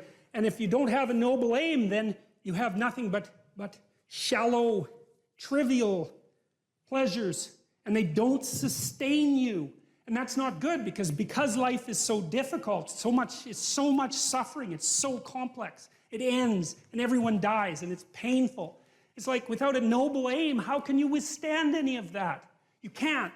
You become desperate, and once you become desperate, things go from bad to worse very rapidly when you become desperate. And so there's the idea of the noble aim, and it's not something. It's something that's necessary. It's the bread that people cannot live without, right? That's not physical bread. It's the noble aim. And what is that? Well, it was encapsulated in part in the story of Marduk. It's to pay attention. It's to speak properly. It's to confront chaos. It's to make a better world. It's something like that. And that's enough of a noble aim so that you can stand up without, you know, cringing at the very thought of your own existence, so that you can do something that's worthwhile to justify your wretched position on the planet. So now the literary issue is that, so look, you take a text, you can interpret it a variety of ways, but that's not right. This is where the postmodernists went wrong, because what you're looking for in a text, and in the world for that matter, is sufficient order and direction. So then we have to think, well, what does sufficient order and direction means? Well, you don't want to suffer so much that your life is unbearable, right? That just seems self-evident. Pain argues for itself. I think of pain as the fundamental reality because no one disputes it, right? I mean, even if you say that you don't believe in pain, it doesn't help when you're in pain. You still believe in it, right? You can't pry it up with logic and rationality. It just stands forth as what the fundament of existence, and that's actually quite useful to know. You say, well, you don't want any more of that than is absolutely necessary. And I think that's self-evident. And then you say, well, wait a minute, it's more complicated than that. You don't want any more of that that's necessary today, but also not tomorrow and not next week and not next month and not next year. So however you act now, better not compromise how you're going to be in a year, because that would just be counterproductive. That's part of the problem with short-term pleasures, right? It's like act in haste, repent at leisure. Everyone knows exactly what that means. So you have to act in a way that works now and tomorrow and next week and next month and so forth. And so you have to take your future self into account. And human beings can do that. And taking your future self into account isn't much different than taking other people into account, right? Because I remember there's this Simpson episode, and Homer downs a quart of mayonnaise and vodka. And he says, Marge says, you know, you shouldn't really do that. And Homer says, that's a problem for future Homer. I'm sure glad I'm not that guy.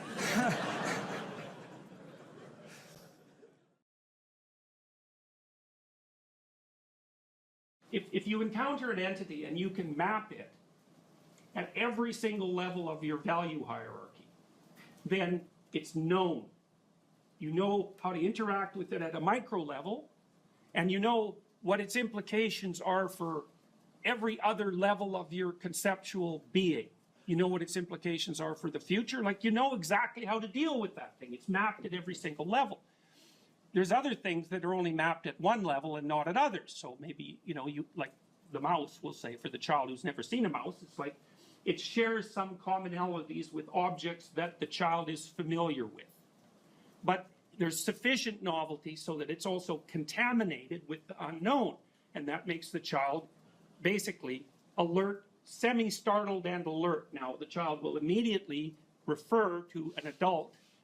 It's a technical term, actually, They'll look at the adult's face because the adult's face will broadcast the motivational and affective significance of that event. And so the child looks, references, and then reads off the face, and of course the speech and the bodily actions, exactly what that thing signifies, you know, and then if the person that they're looking at jumps up on the table and screams, then that's one set of meanings, which is, God, this thing is magical, it's only this big, and look at what effect it has on, you know, my aunt, for the sake of argument, who's, you know, a pretty competent preacher, as far as I can tell, being 2 years old.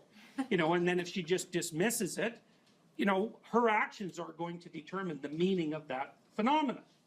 So that's how the transformation of the semi-known thing into the more known thing occurs. It occurs almost always in a social context. You can explore things by yourself, but you rarely actually do that by yourself. It's almost always you plugged into a social apparatus, you know. So you might be doing the specific investigating, but the social apparatus is around you so that you can confer with it, and it also shapes the way that you're going to interact with that specific thing. Okay, so the unknown, that's generally, the unknown that you encounter, that's generally characterized using feminine symbolism. And I think the reason for that, there's a bunch of reasons, and we've talked about many of them. One reason is because females do the sexual selection in human beings, and so they act as the face of nature. Another reason is that you can think of new possibility always emerging out of the non-cultural background in some sense, you know. So, for example, let's say that we send an expedition to Mars, and we're gathering new information as a consequence. The reason we're gathering new information is because we've gone out past the domain of our knowledge, in a sense, and we're interacting with something new. And in that interaction, new information is generated.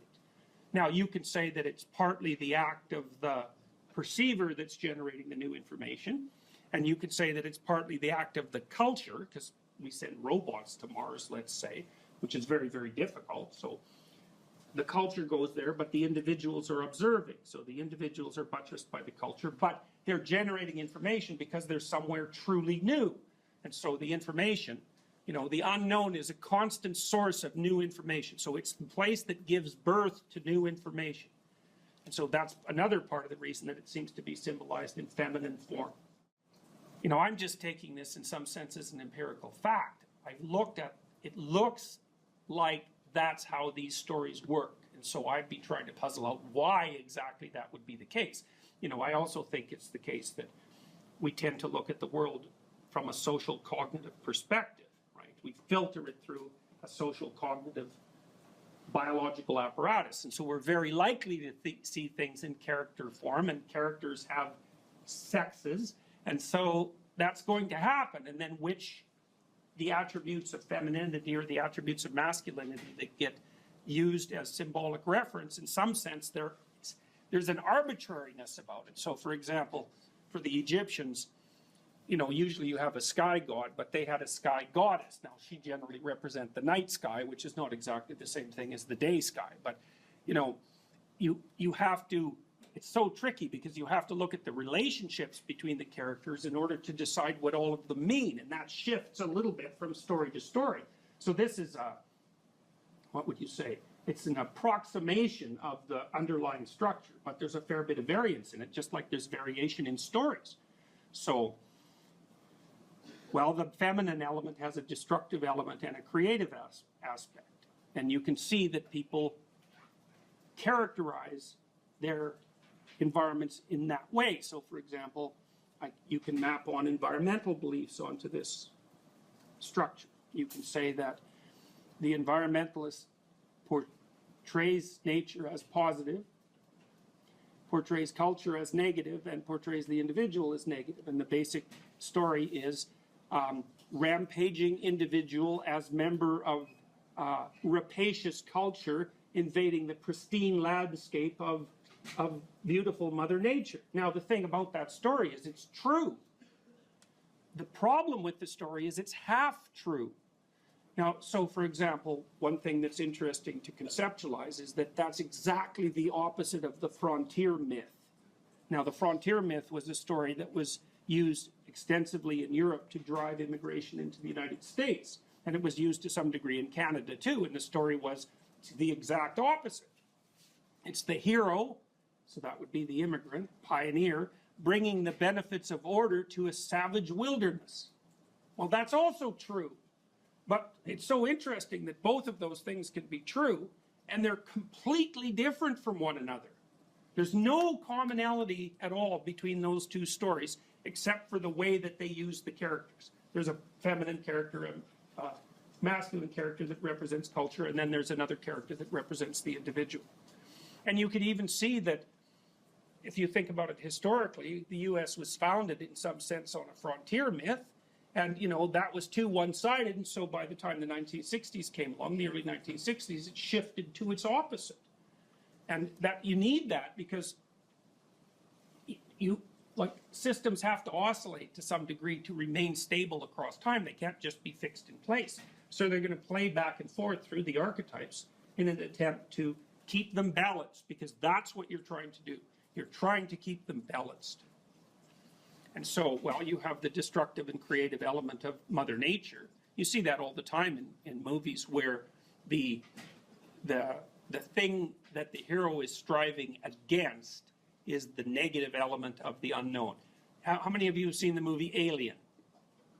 Okay, so, that's a pretty graphic representation of, well, those aliens are more reptilian in form. So they're almost like, they're more at the dragon of chaos level of civilization.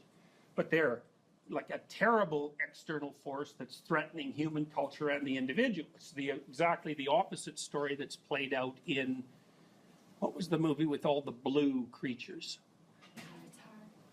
Avatar, right. Avatar is exactly the opposite of that, where, the unknown nature is just nothing but, it's like sweetness and bliss. And, and the human culture is portrayed as spearheaded by greedy and rapacious individuals who are basically manifestations of the military-industrial complex. The funny thing is those both make good stories.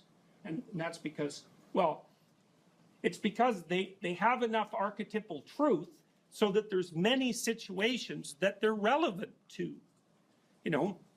Sometimes Mother Nature is your best friend, and sometimes it's your worst enemy. And so you could go down to the jungles of Peru, and you could talk to the people who live there, and you could find out what they know about medicinal plants in the jungle, and you could bring home things to cure disease. Or you could just go down there and get lost in the jungle, and then you're dead. In some sense, it's the same jungle. And whether it's positive or negative depends on what stance you take towards it and how you behave. And so the other thing that's really interesting about mythology, and this is the lovely element of mythology, is that part of what it does is tell you how to take this incredibly complex landscape that's positive and negative at the same time at every level of analysis, and how to navigate through it so that the proper balance is maintained as far as the entire system is concerned. So that culture has an orderly element, and that's what protects us here, and it has a tyrannical element, and that's what makes you treated like numbers at the University of Toronto. You get both of those at exactly the same time. And then the archetypal individual has the same fundamental nature, hero or villain. And those have archetypal roots, because the ultimate hero is the ultimate perfect person, and the ultimate villain is, Satan himself in whatever form he happens to take. And it doesn't take much knowledge of this structure before you can start seeing it manifest itself all over, especially in movies that are particularly popular, because they almost always have a central archetypal theme. The Marvel superhero movies are a really good example of that. So, and if it's complex literature, the archetypes are mixed to some degree. So you have a hero who's not only a hero, you have a hero who has all sorts of flaws, and he's in a culture, or she's in a culture that has positive elements and negative elements, and they're in a broader landscape. it's characterized by exactly the same thing. So it's nuanced, you know, and the more sophisticated you get, the more you can tolerate that kind of nuance. And I think that's also one of the things, that's partly why literature is such a good antidote to ideology, because the more sophisticated the literature becomes, the more complex and fragmented in some sense, or no, differentiated. The more differentiated the archetypal landscape becomes. So when someone tells you a story, whatever the story happens to be, one of the things you can do when you know this substructure is you can say, okay, yeah, but where are the missing pieces? Where are they going? Because if they're not included, then they're generally projected onto something, you know, because they're there, you can't get away from them. They're there. How does the person account for them? You know, so.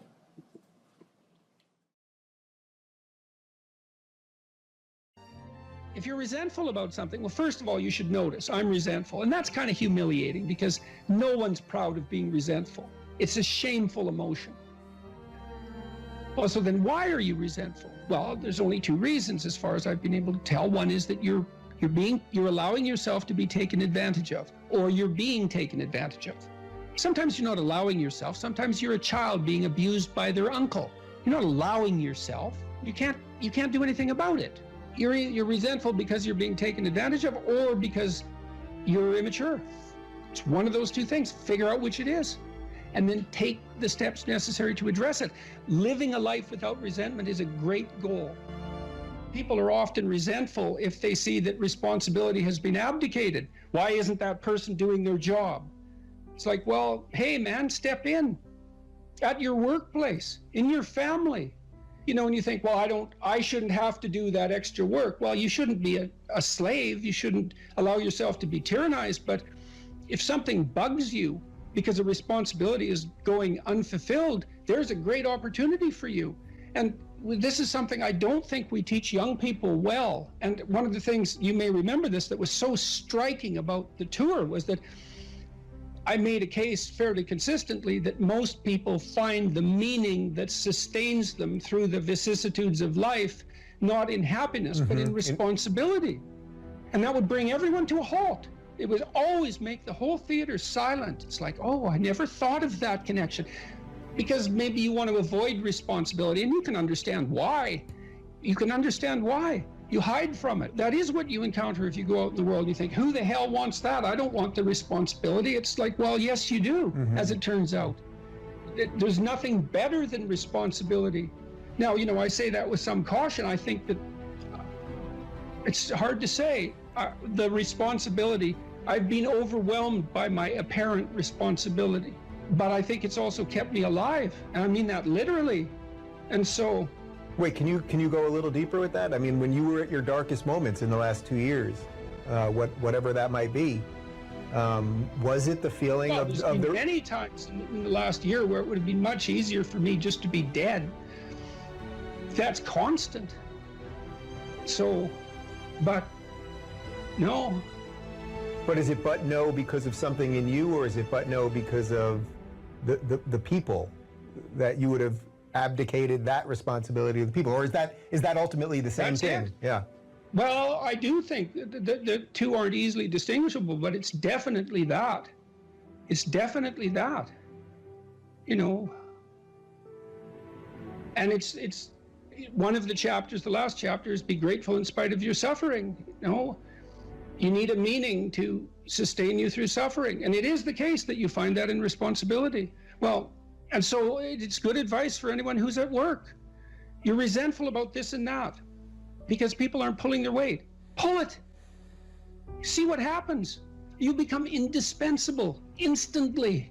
You'll know everything.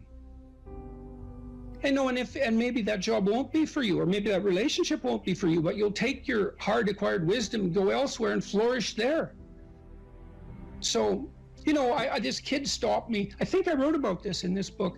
Kid stopped me in a restaurant one day when I was walking in, and he said, and he had an undergraduate degree, and he was working as a waiter in a chain steak place.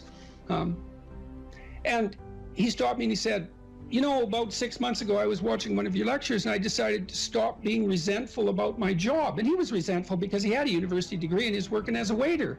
You know, and look, I don't have anything against waiters. It's like, a waiter can make your evening, you know, hooray. He said, well, I decided I'd start trying at my job, like really trying, as if it was worthwhile. He said he got 3 promotions in 6 months, like he's just rocketing up the power hierarchy. Well, it's not power, it's competence, if it's well run. You know, and places are full of opportunity. There's always people out there who are doing far better than you on pretty much anything you want to imagine. And if all you're doing is seeing yourself in their reflected light, let's say, then it's going to be pretty damn dismal. But it's not a good comparison because, well, first of all, there's danger in just comparing yourself to others, period, because they're not you. And God only knows what struggles they had to undertake to get to where they were, or what burdens they're currently carrying that you're not aware of. But you can certainly contrast yourself with yourself. And that's a lot better. It is the only way. Well, it's also the only way of really measuring anything approximating proper improvement. You can actually tell when you're a little better than you were yesterday. Right. And you can actually do that. That's another thing that's so interesting about it, is that you can actually make yourself a little better in some way, pretty much, well, I don't know if it's at every moment, but you can certainly do it every day. Let's say you want to become who you could be in the fullest sense. So let's say you're someone who's going to solve some serious problems. Okay, the first thing you have to do is admit to the seriousness of the problems. That's no joke. And so the first thing is just the terror of the problem itself. And that's enough to paralyze you. And that's the Hydra, that's the Gorgon with the head of snakes. It'll paralyze and turn you to stone. That's the basilisk in the Harry Potter series. Mm-hmm. You look at it and it turns you to stone and lurks underneath everything, right? And it's malevolence and tragedy. And so there's that. And then the next is, well, you're going to take responsibility for that? You're really going to do that, are you? That's a hell of a load, man. And so it's daunting to even consider that. And then there's the discipline and responsibility that necessitates, which is also daunting. It's like, oh my God, the problem's that serious. I'm really going to have to get my act together in order to not contribute to it, much less solve it. And so the problem is terrible. And then the solution is daunting. But the upside of that is like, well, there isn't anything better to have than a problem that's worth solving, like that's really worth solving. Right. And so the more of that you take on, the more you have a reason to get out of bed in the morning, no matter what. Like, I'm getting up, I'm trudging forward. Doesn't matter what I'm suffering from.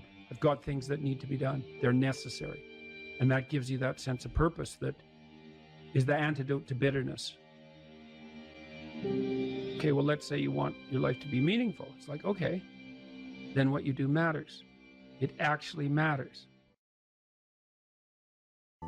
Or how starting to clean up the room changed their life. That's quite fun because it's something I always tell people to do instead of going out and protesting. Jesus, I just can't stand Cleaning up that. the room? Yeah. Meaning? Well, my sense is that if you want to change the world, you start from yourself and work outward because you build your competence that way. It's like, I don't know how you can go out and protest the structure of the entire economic system if you can't keep your room organized. Well, I made a video call, which was called Message to Millennials, where it was called How to Change the World Properly. A bit of on the pretentious side, I suppose, but I was trying to produce something that was a counterposition to this idea that what you should do is go out and fix up other people. You know, that's just not right. And there's a New Testament line about that, something about, you know, not worrying too much about the log in your neighbor's eye, or about the speck in your neighbor's eye when you have a log in your eye. What would the world be like if people stopped avoiding the things they knew they should do? You know, because the question is, how much are we contributing to the fact that life is an existential catastrophe and a tragedy? How much is our own corruption contributing to that? That's a really worthwhile question. The things you leave undone because you're angry, you're resentful, you're lazy, you have inertia. Well, you consult your conscience and it says, well, you know, that place over there could use a little work. It's the same as working on yourself, and so you clean that up because you can. And then things are a little clearer around you. And you're a little better off because you've practiced a bit, and so you're a little stronger, and then something else manifests itself and says, well, maybe you could like take a crack at fixing me up too. So you decide to do that, and then that gets a little bit more pristine, you know, and soon, and it's humble because you're not exceeding your domain of competence. You know, it's like, don't be fixing up the economy, 18-year-olds. You don't know anything about the economy. It's a massive, complex machine beyond anyone's understanding, and you mess with it at your peril. So, and can you even clean up your own room? No. Well, you should think about that. You should think about that.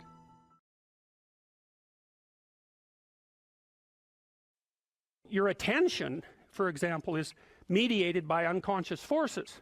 And you know that perfectly well. And this is another Freudian observation. You know, if you're sitting down to study, for example, your conscious intent is to study. But you know perfectly well that all sorts of distraction fantasies are going to enter the theater of your imagination non-stop and annoyingly. And there isn't really a lot you can do about that except maybe wait it out. You know, so you'll be sitting there reading and your attention will flicker away. You'll think about, I don't know, maybe you want to watch Jane the Virgin on Netflix or something like that. Or maybe it's time to have a peanut butter sandwich. Or you should get the dust bunnies out from underneath the bed. Or it's time to go outside and have a cigarette. Or maybe it's time for a cup of coffee. Or it's like all these subsystems in you that would like something aren't very happy just to sit there while you read this thing that you're actually bored by. And so they pop up and try to take control of your perceptions and your actions non-stop. Maybe you think, well, this is a stupid course anyways. Why do I have to read this damn paper? And what am I doing in university? And what's the point of life? It's like you can really get going if you're trying to avoid doing your homework. And then you might think, well, what is it in you that's trying to avoid? Because after all, you took the damn course and you told yourself to sit down. Why don't you listen? Well, because you're a mess. That's basically why. You haven't got control over yourself at all. And no more than I have control over this laptop. Okay, so there's the memory function of the unconscious, and there's the dissolutive function. That's an interesting one. The unconscious contains habits, once voluntary, now automatized, and dissociated elements of the personality, which may lead a parasitic existence. That's an interesting one. I would relate that more to procedural memory. You know, so what you've done is practice certain habits, whatever they might be. Let's call them bad habits. And you like those things to get under control, but you can't. So maybe when you're speaking, for example, you use like and you know, and you say a lot. And you've practiced that, so you're really good at it. And you'd like to stop it, but you don't get to because you've built that little machine right into your being, right? It's neurologically wired. And it's not under conscious control. And anything you practice becomes that. It becomes part of you, and that's another element of the unconscious, a different part. And then there's a creative part, which is that, well, you know, you're sitting around and maybe you're trying to write something, or maybe you want to produce a piece of art or a piece of music, or maybe you're just laying in bed dreaming, and you have all these weird ideas, and especially in dreams, it's like, where do those things come from? And even more strange, one of the things that's really weird about dreams, and almost impossibly weird, is that you're an observer in the dream. It's like a dream is something that happens to you. Well, you're dreaming it, theoretically, so how is it that you can be an observer? It's almost like you're watching a video game or a movie, but you're producing it, at least in principle, although the psychoanalysts would say, well, no, not exactly. Your ego isn't producing it. Your unconscious is producing it. It's a different thing. It's a different thing. And of course, Jung would say, well, it's deeper than that. The collective unconscious might be producing it. It's in some sense, it isn't you exactly, or it isn't the you that you think of when you think of you. And that's the ego from the Freudian perspective, the you that you identify with. That's the ego. And outside of that is the unconscious. The id, that's more the place of impulses. And you could think about those as the biological subsystems that can derail your thinking, right? And that govern things like hunger and sex and aggression and your basic instincts is another way of putting it. And it's a reasonable way of thinking about it because these are subsystems that you share with animals. You share them certainly with mammals. You share most of them with reptiles. You share a lot of them with amphibians, and even going all the way down to crustaceans. There's commonality, for example, in the dominance hierarchy circuits. And so these are very, very old things. And the idea that you're in control of them is, well, you're not exactly in control of them. And I would say the less integrated you are, the less you're in control of them, and the more they're in control of you. And that can get really out of hand, you know. You can be, like with people who have obsessive compulsive disorder, for example, which which seems to be, I would say, the dissolutive elements in some sense of the unconscious, the way that it's portrayed here.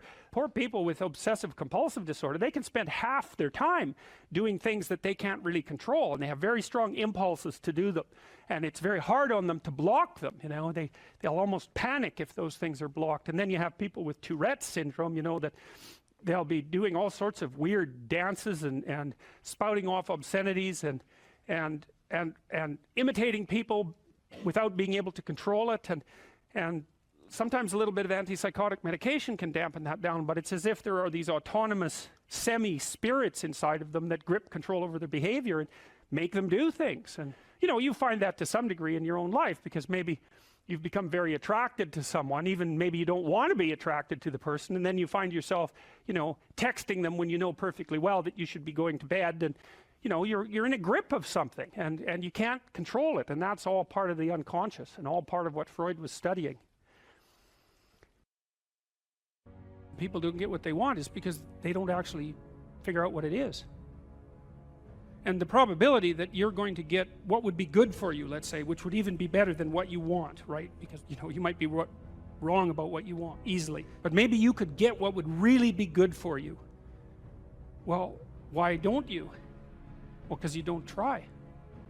You don't think, okay, here's what I would like if I could have it. And I don't mean in a way that you manipulate the world to force it to deliver you goods for status or something like that. That isn't what I mean. I mean something like, imagine that you were taking care of yourself like you were someone you actually cared for. And then you thought, okay, I'm caring for this person. I would like things to go as well for them as possible. What would their life have to be like in order for that to be the case? Well, people don't do that. They don't sit down and think, all right, you know, let's figure it out. You've got a life. It's hard, obviously. It's like 3 years from now, you can have what you need. You got to be careful about it. You can't have everything.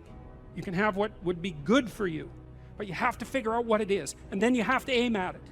Well, my experience with people has been is, if they figure out what it is that would be good for them, and then they aim at it, then they get it. And it's strange because they don't it's a strange thing. It's not quite that simple, because, you know, you may formulate an idea about what would be good for you, and then you take 10 steps towards that, and you find out that your formulation was a bit off, and so you have to reformulate your goal. You know, so you're kind of going like this as you move towards the goal.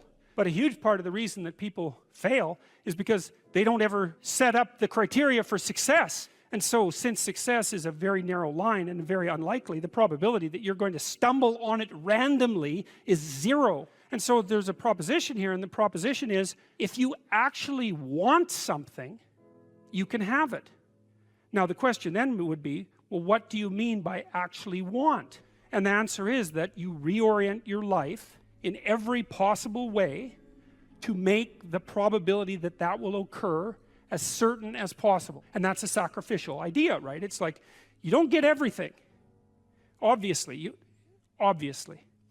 but maybe you can have what you need, and maybe all you have to do to get it is ask. But the asking isn't a whim or today's wish. It's like, you have to be deadly serious about it. You have to think, okay, like, I'm taking stock of myself, and if I was going to live properly in the world, and I was going to set myself up such that being would justify itself in my estimation, and I don't mean as a harsh judge, exactly what is it that I would aim at? Sit on your bed one day and ask yourself, what remarkably stupid things am I doing on a regular basis to absolutely screw up my life? And if you actually ask that question, but you have to want to know the answer, right? Because that's actually what asking the question means. It doesn't mean just mouthing the words. It means you have to decide that you want to know. You'll figure that's out so fast it'll make your hair curl.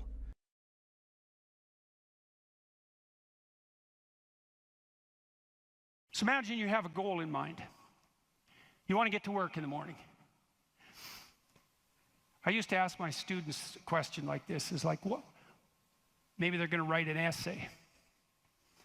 Why are you writing the essay? Why are you in class? Well, I'm in class because I need this class because it's part of my major. Well, why did you pick a major like that? Well, I'm interested in psychology. Well, why did you come to get a degree? Well, I think I need a degree to get a job.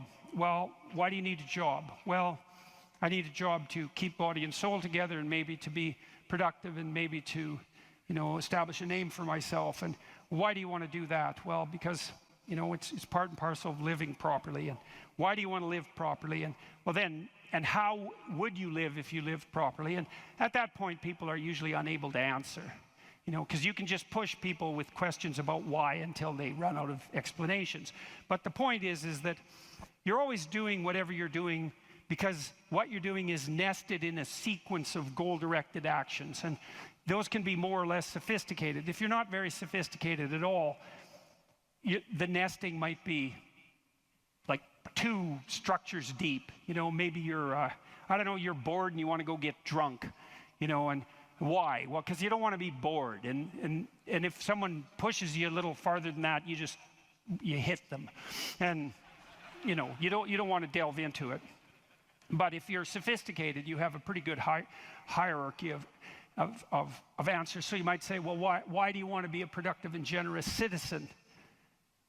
And like I said, people usually bottom out there. But you could say, well, that's part of reciprocal altruism. And if I'm productive and generous, then that'll encourage other people to be productive and generous. And if we're all productive and generous together, then there'll be more for everyone, and we'll all get along better, and we'll get along for a longer period of time, and that'll make us all more stable, and that'll make our societies better.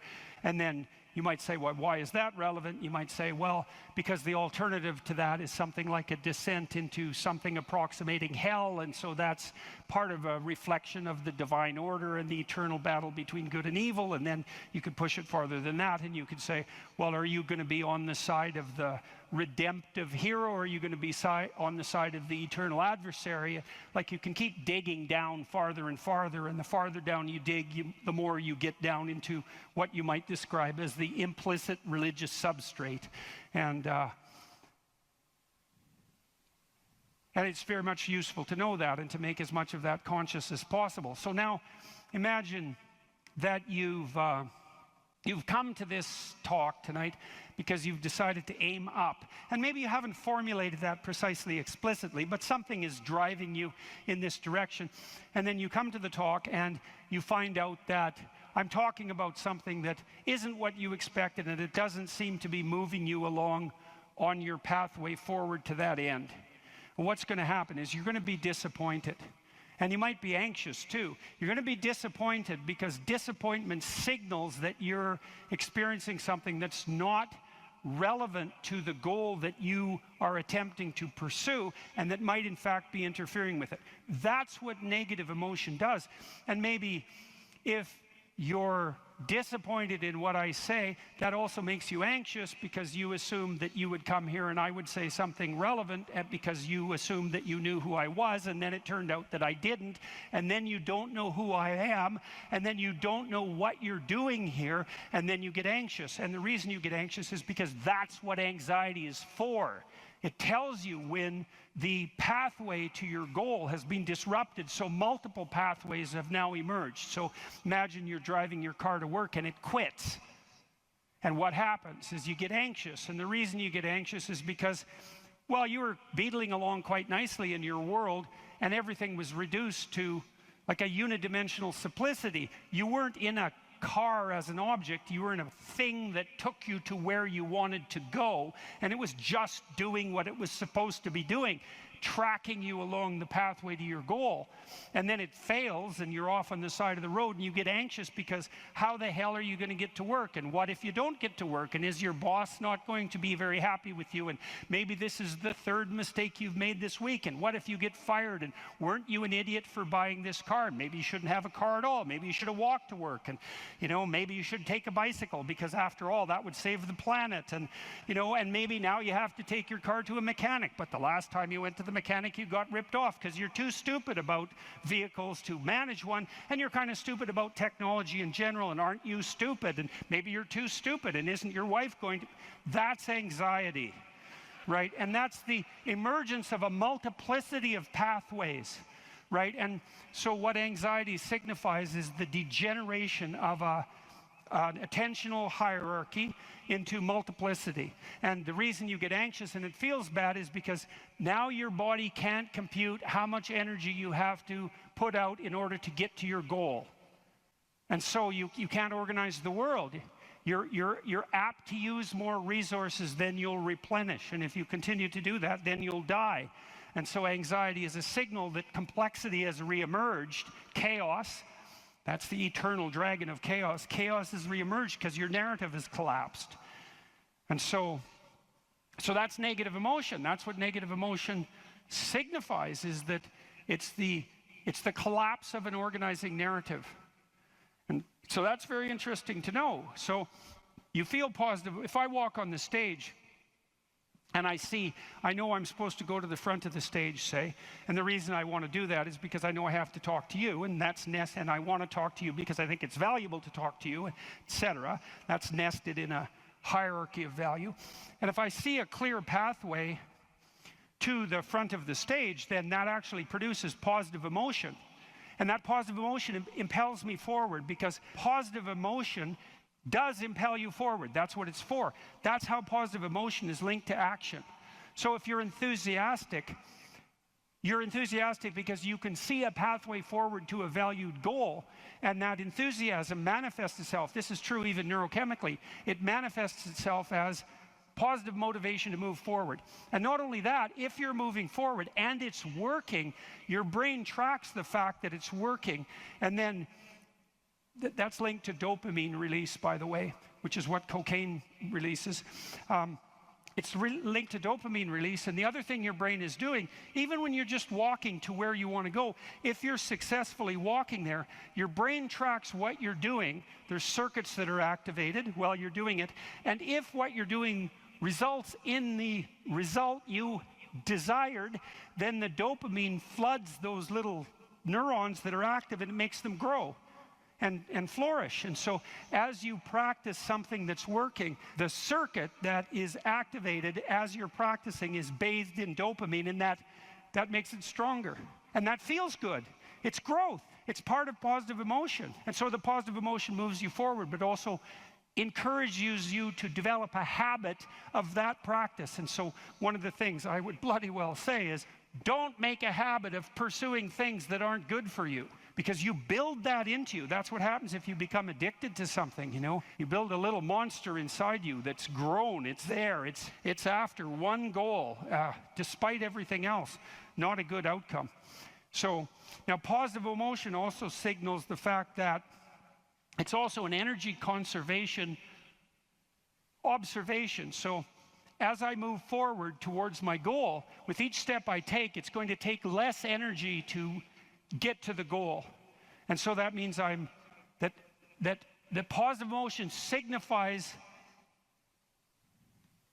what would you say? It signifies the increasing efficiency of your action as you move towards a goal. So negative emotion signifies the fact that things have got too complex for you to manage, and positive emotion signifies that you're approaching your goal and and that there's less demand on energy output with every step forward. And so that's emotion. And that's pretty much worth knowing. And then what happens when you're watching a movie is you infer the goal of the protagonist, or the villain for that matter. You infer the goal of the character that's being portrayed on the screen. You adopt that goal as your own. Then you play out the emotions in your own body, which mimics the structure what would you call the character that's being portrayed on the screen, and you live that all out inside you. And that's also how you understand other people, right? You don't listen to someone and then figure out what they're saying and then infer what they're thinking. That isn't how it works. What you do is you listen to someone till you figure out what they're up to. As soon as you figure out what they're up to, you can adopt that frame of reference. As soon as you adopt that frame of reference, you have the same emotions. And that's what makes you united. And so that's so interesting. And so then you think, look, there's 5,000 people in here. If there were 5,000 chimpanzees, you guys would be tearing each other into shreds, because no one would be able to know what anyone else was up to. But because all of you are here paying attention to the same thing in the same way, you have virtually identical emotional states, and that means instantly your behavior is rendered predictable to one another.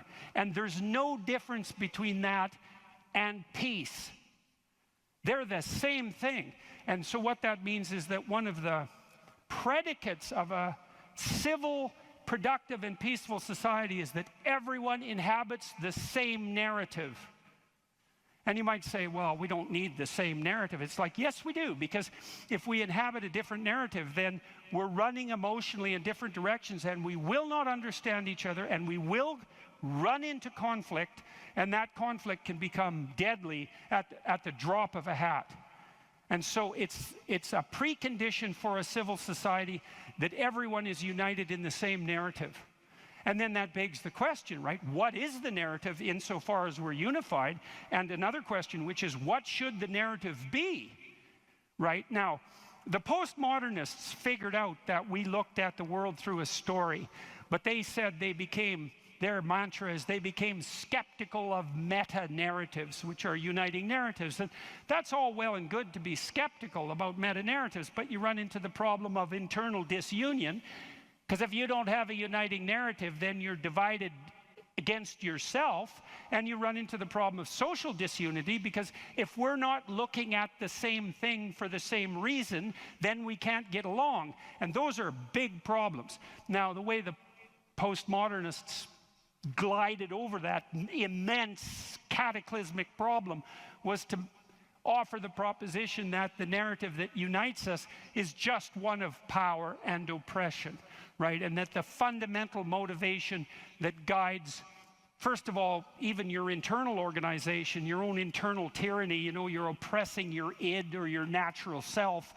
And then if you establish a relationship with someone like a marriage, well, that's just a manifestation of patriarchal oppression. And if you organize a business relationship, it's a relationship of mutual exploitation, and so far and so on, all the way up the political hierarchy, all the way back into the past. A more dismal view of human existence couldn't possibly be formulated.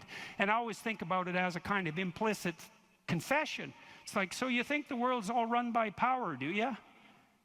Okay, I know what game you're playing and attempting to justify, and it's completely bloody preposterous, because first of all, if you tyrannize yourself, you're going to be one miserable creature. Plus, you're going to rebel constantly, as you already know.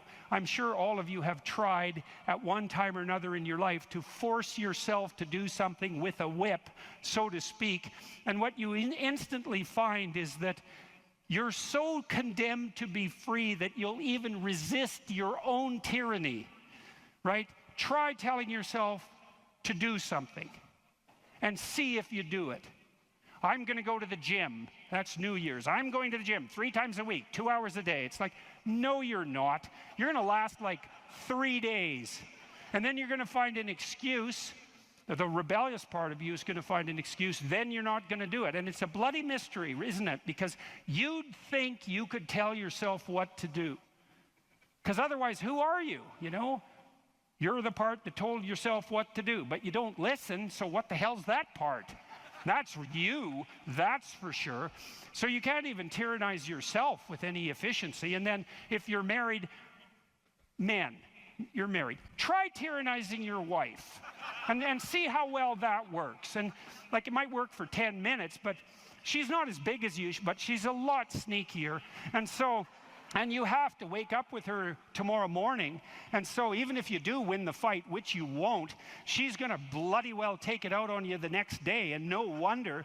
And so you're bound in that relationship by the necessity of continual iterative interactions, right? And they have to be moderately peaceful, or you're going to tear each other into shreds. And if it's constant conflict, you're both going to just exhaust yourself and die. So how the hell is that going to work? So it has to be at least mutually reinforcing. And maybe if you really got it together well, you could interact with each other in a way that improved your interactions across time. And maybe you're wise enough so that if you were on that track, the way you would experience that in the moment would be as exactly the kind of relationship you'd want to have with someone. And that would be something like the spirit of play and romantic love. And that would be the manifestation of an instinct that orients you across time properly in a relationship in the moment. And that's such a wonderful thing to know, right? That instinct for play and romantic love might be the voice of the wisest instinct you have, the deepest orientation to meaning that you have. You know, because there's nothing more delightful in a marriage or in a family, if you have children, than to be able to engage in something like voluntary play. And you know, if you could have the world set up the way you would want it to, if you had any sense, wouldn't it be something if mostly what you did was something akin to play? And that's equivalent. Christ in the gospel says, know that unless you become like a little child, you'll never enter the kingdom of heaven. And what does that mean? It means to rediscover that intense immersion in life and that capacity for play that characterized us all as children that we can't maintain because we have to mature, but that we could rediscover as adults if we were sufficiently wise and careful. And so, and then, you know, if you have friends, it's like, well, you tyrannize your friends? Well, then you don't have friends. You're just a bully with henchmen. And as soon as you stumble, they're going to stab you in the back because you surrounded yourself with craven psychopaths. And they're just going to wait for the moment to take you out. That's not a friendship, obviously. And if you're running a business, and those of you who've run businesses who have a clue know this is true, it's like, what happens if you rip off your customers? Well, you can get away with it once or twice, but word gets around in no time flat, and then you're just done and bitter and resentful because your idiot machinations didn't work. But if you engage in fair trade and you're reliable and you deliver what you promised and you're half decently good to your employees and the people that you work for, then they're going to be pleased with you, and they're going to come back and they're going to talk to their friends about how well you did, and you're going to flourish. And none of that's arbitrary. You know, that's all guided by the manifestation of a certain form of attentional priority, right? You go to your customer's house, maybe you're a plumber, and the first thing you do is you listen to their damn problem. And so at least you have enough sense to engage in dialogos, right? You actually want to hear what the problem is, and then you actually want to solve it. And if you do that with some diligence, they're going to be pleased with you because they don't want sewage all over the rug. And so your interests are aligned, and if you offer what you promise, then you're going to evoke positive emotion in them and quell their anxiety, and that's exactly the service that you're offering. And so that means you're acting out the proper story. You're productive and generous and honest, and there's nothing arbitrary about that as a ethos that unites you internally and that also makes it possible for you to exist in a peaceful and productive society.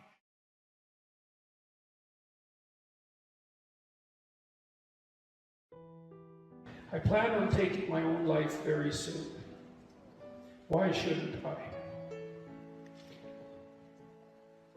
Well, I'm going to assume this isn't a casual question, you know, that's being put out for the purposes of display. Well, the first thing I would say is you have to think very carefully through the consequences of that for other people. So I've had clients in my clinical practice who never recovered from the suicide of a family member. Decades later, they're still torturing themselves about it. And so that's what you leave behind. Now, the problem is you might be dreaming about that, you know, because maybe you're feeling that life has been twisted against you and that people deserve to suffer for the misery that they've imposed upon you. But I would say, think very, very carefully before you go down that route. You know, it's a terrible thing to leave people with.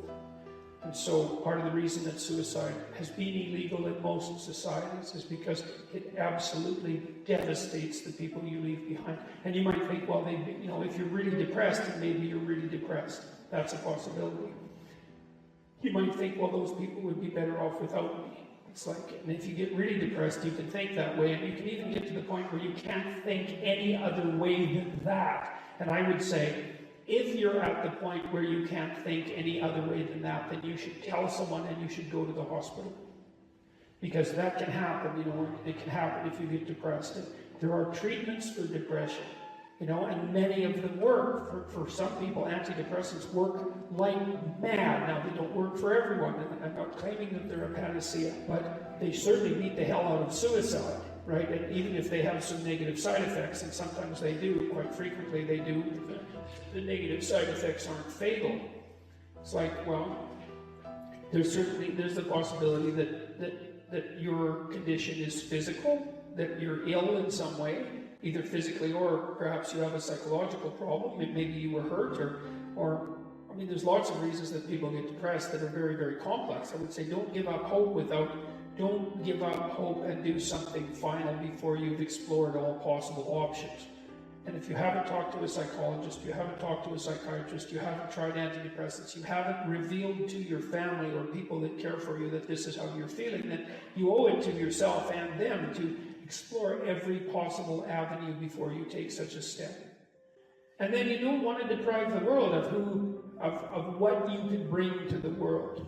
That's the other thing, you know, you have intrinsic value, and you can't just casually bring that to an end. You leave a hole in the fabric of being itself. So, you know, a wise man that I once worked with said, he was a very strange person. He was a psychologist at the maximum security prison in Edmonton, and I worked with him for a while, briefly, very briefly, at the prison itself. And he said, you can always commit suicide tomorrow. And that's a very, like, it's a flippant statement in some sense, but he meant it in a very serious way. It's like, you only get to decide that once, and you can put it off. And so I would say just put it off, and then put it off some more, and then put it off some more, and see what you can do to put yourself together. You know, you explore every possible option.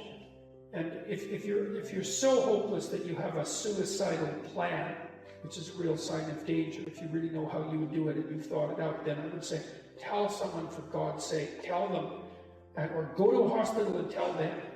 And for sure, try antidepressants. But what the hell do you have to lose? So do everything you possibly can to address the issue before you do something like that. And do give some thought to the people that you're going to leave behind, because believe me, you may just absolutely wipe them out in a way that they will never recover from.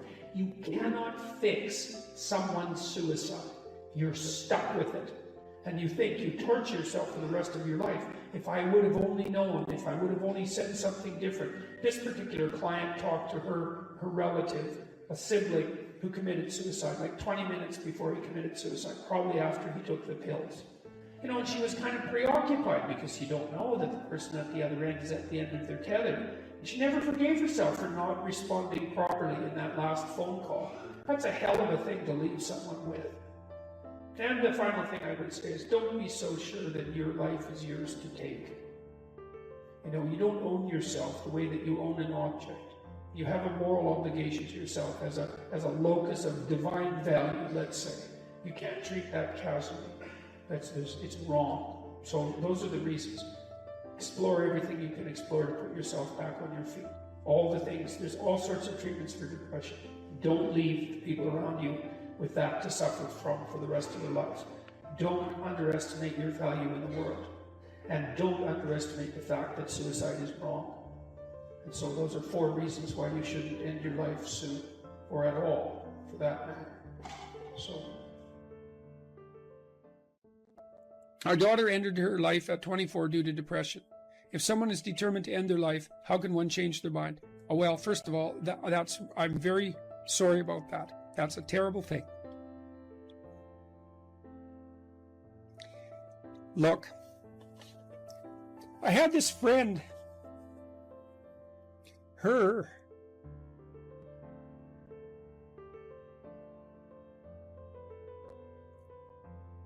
sorry. There's been a lot of depression in our family, so it's a question that cuts close to the bone. Anyways, I had this friend, a friend of my parents, and her granddaughter committed suicide, you know. She was just beating herself up about that.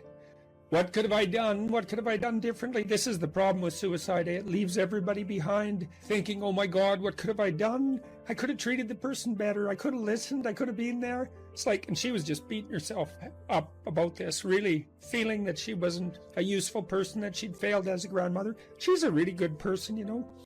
And so I went for a walk with her, and I said, and she's married, and she likes her husband, and he's a really good guy.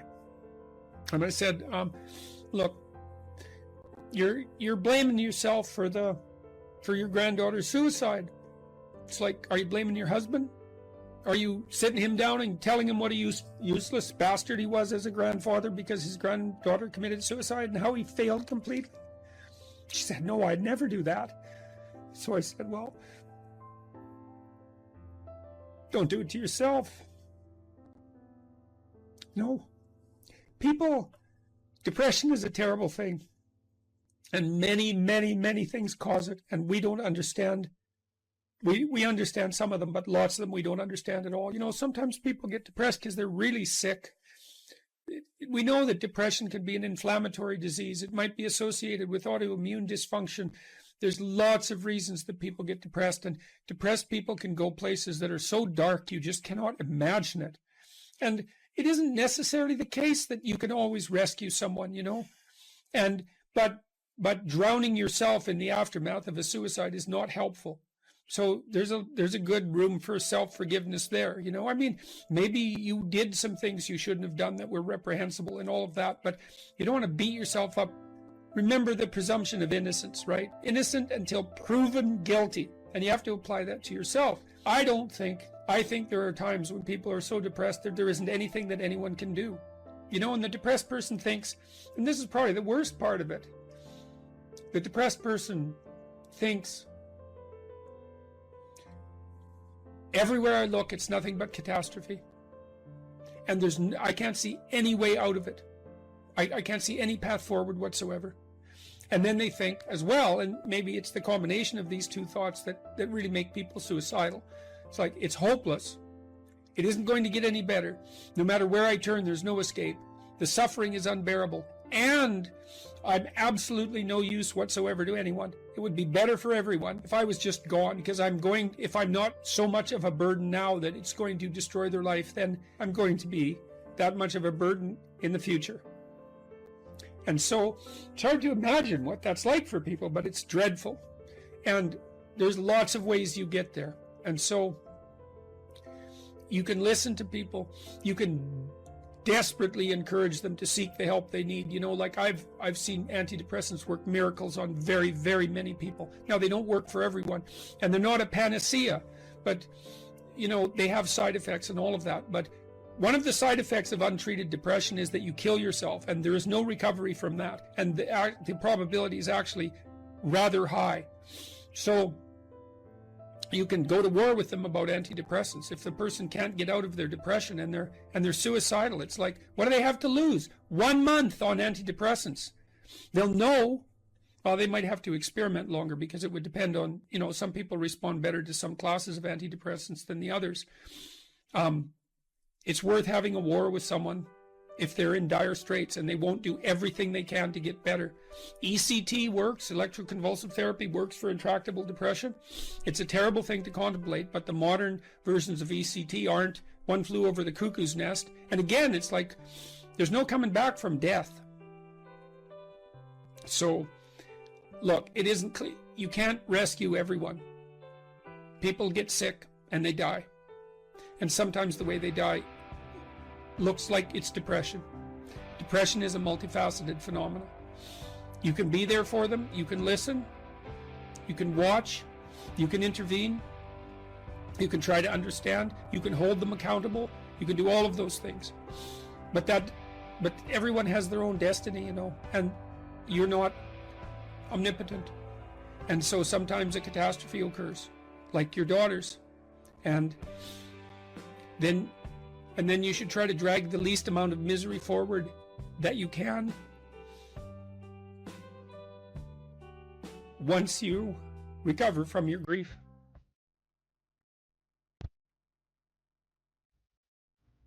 You know, if you take people, then you expose them voluntarily to things that they are avoiding and are afraid of, you know, that they know they need to overcome in order to meet their goals, their self-defined goals.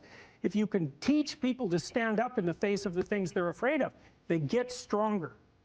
And you don't know what the upper limits to that are, because you might ask yourself, like, if for 10 years, if you didn't avoid doing what you knew you needed to do, what would you be like? Well, you know, there are remarkable people who come into the world from time to time, and there are people who do find out over decades-long periods what they could be like if they were who they were, if they spoke their being forward. And they get stronger and stronger and stronger, and we don't know the limits to that. We do not know the limits to that. Probably running at about 51% of our capacity. Something, I mean, you can think about this yourselves. I often ask undergraduates how many hours a day you waste, or how many hours a week you waste. And the classic answer is something like 4 to 6 hours a day. You know, inefficient studying, watching things on YouTube that not only do you not want to watch, that you don't even care about, that make you feel horrible about watching after you're done. That's probably 4 hours right there. You know, you think, well, that's 25 hours a week, it's 100 hours a month, that's 2.5 full work weeks, it's half a year of work weeks per year. And so if your life isn't everything it could be, you could ask yourself, well, what would happen if you just stopped wasting the opportunities that are in front of you? You'd be, who knows how much more efficient? 10 times more efficient, 20 times more efficient. That's the Pareto distribution. You have no idea how efficient people get. It's completely, it's off the charts. It's not so obvious to me that people would take the meaningful path. Now, when you say, well, nihilists suffer dreadfully because there's no meaning in their life and they still suffer, yeah, but the advantage is they have no responsibility. So that's the payoff, and I actually think that's the motivation. Say, well, I can't help being nihilistic. All my belief systems have collapsed. It's like, yeah, maybe. Maybe you've just allowed them to collapse because it's a hell of a lot easier than acting them out. And the price you pay is some meaningless suffering, but you can always whine about that and people will feel sorry for you. If you live a pathological life, you pathologize your society. And if enough people do that, then it's hell. Really, really.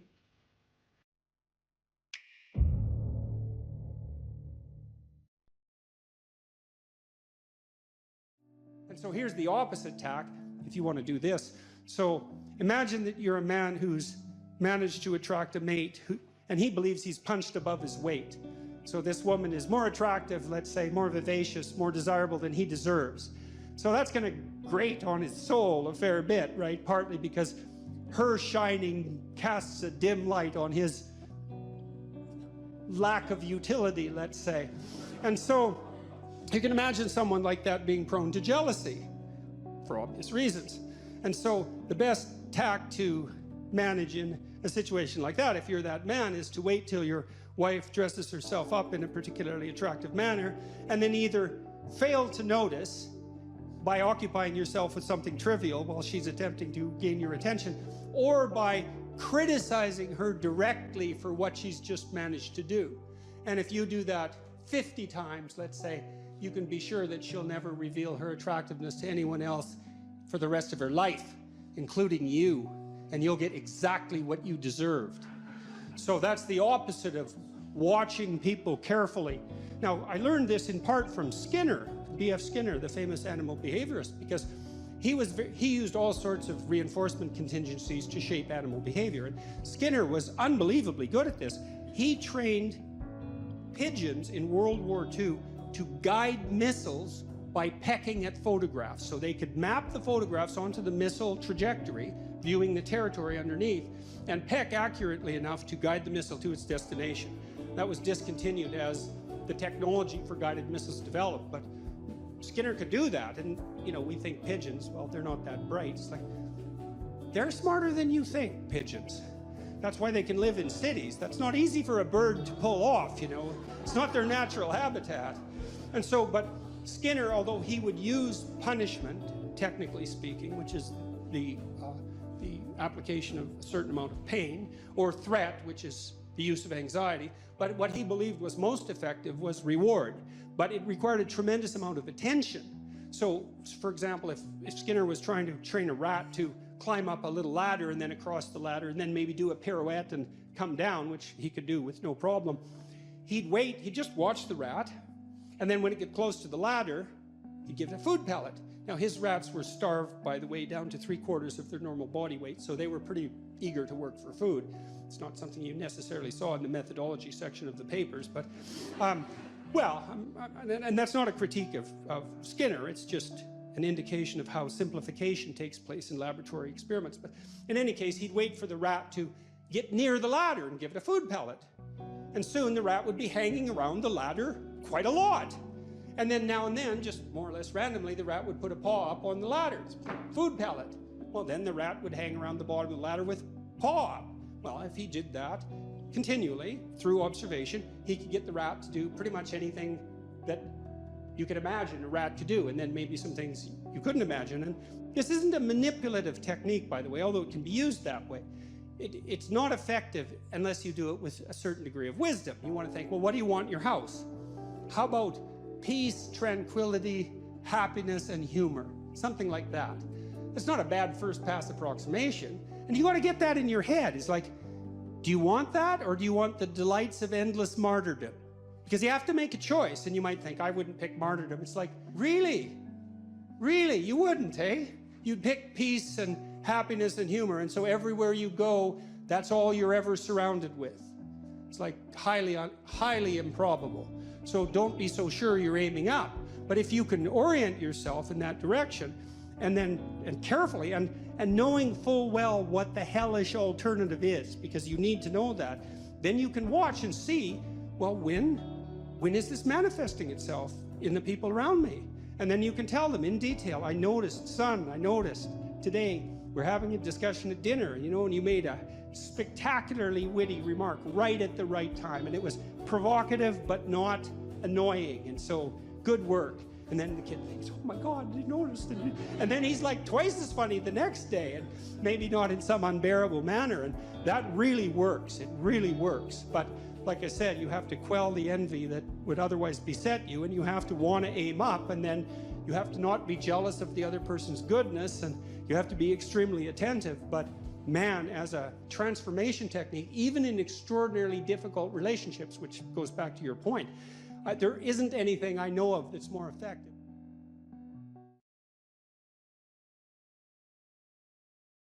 There's this old story in King Arthur where the knights go off to look for the Holy Grail, which is either the cup that Christ drank out of at the Last Supper, or the cup into which the blood that gushed from his side was poured when he was crucified. The stories vary, but it's basically a holy object, like the phoenix in some sense, that's a representation of transformation. So it's an ideal, and so King Arthur's knights, who sit at a round table because they're all roughly equal, go off to find the most valuable thing. And where do you look for the most valuable thing when you don't know where it is?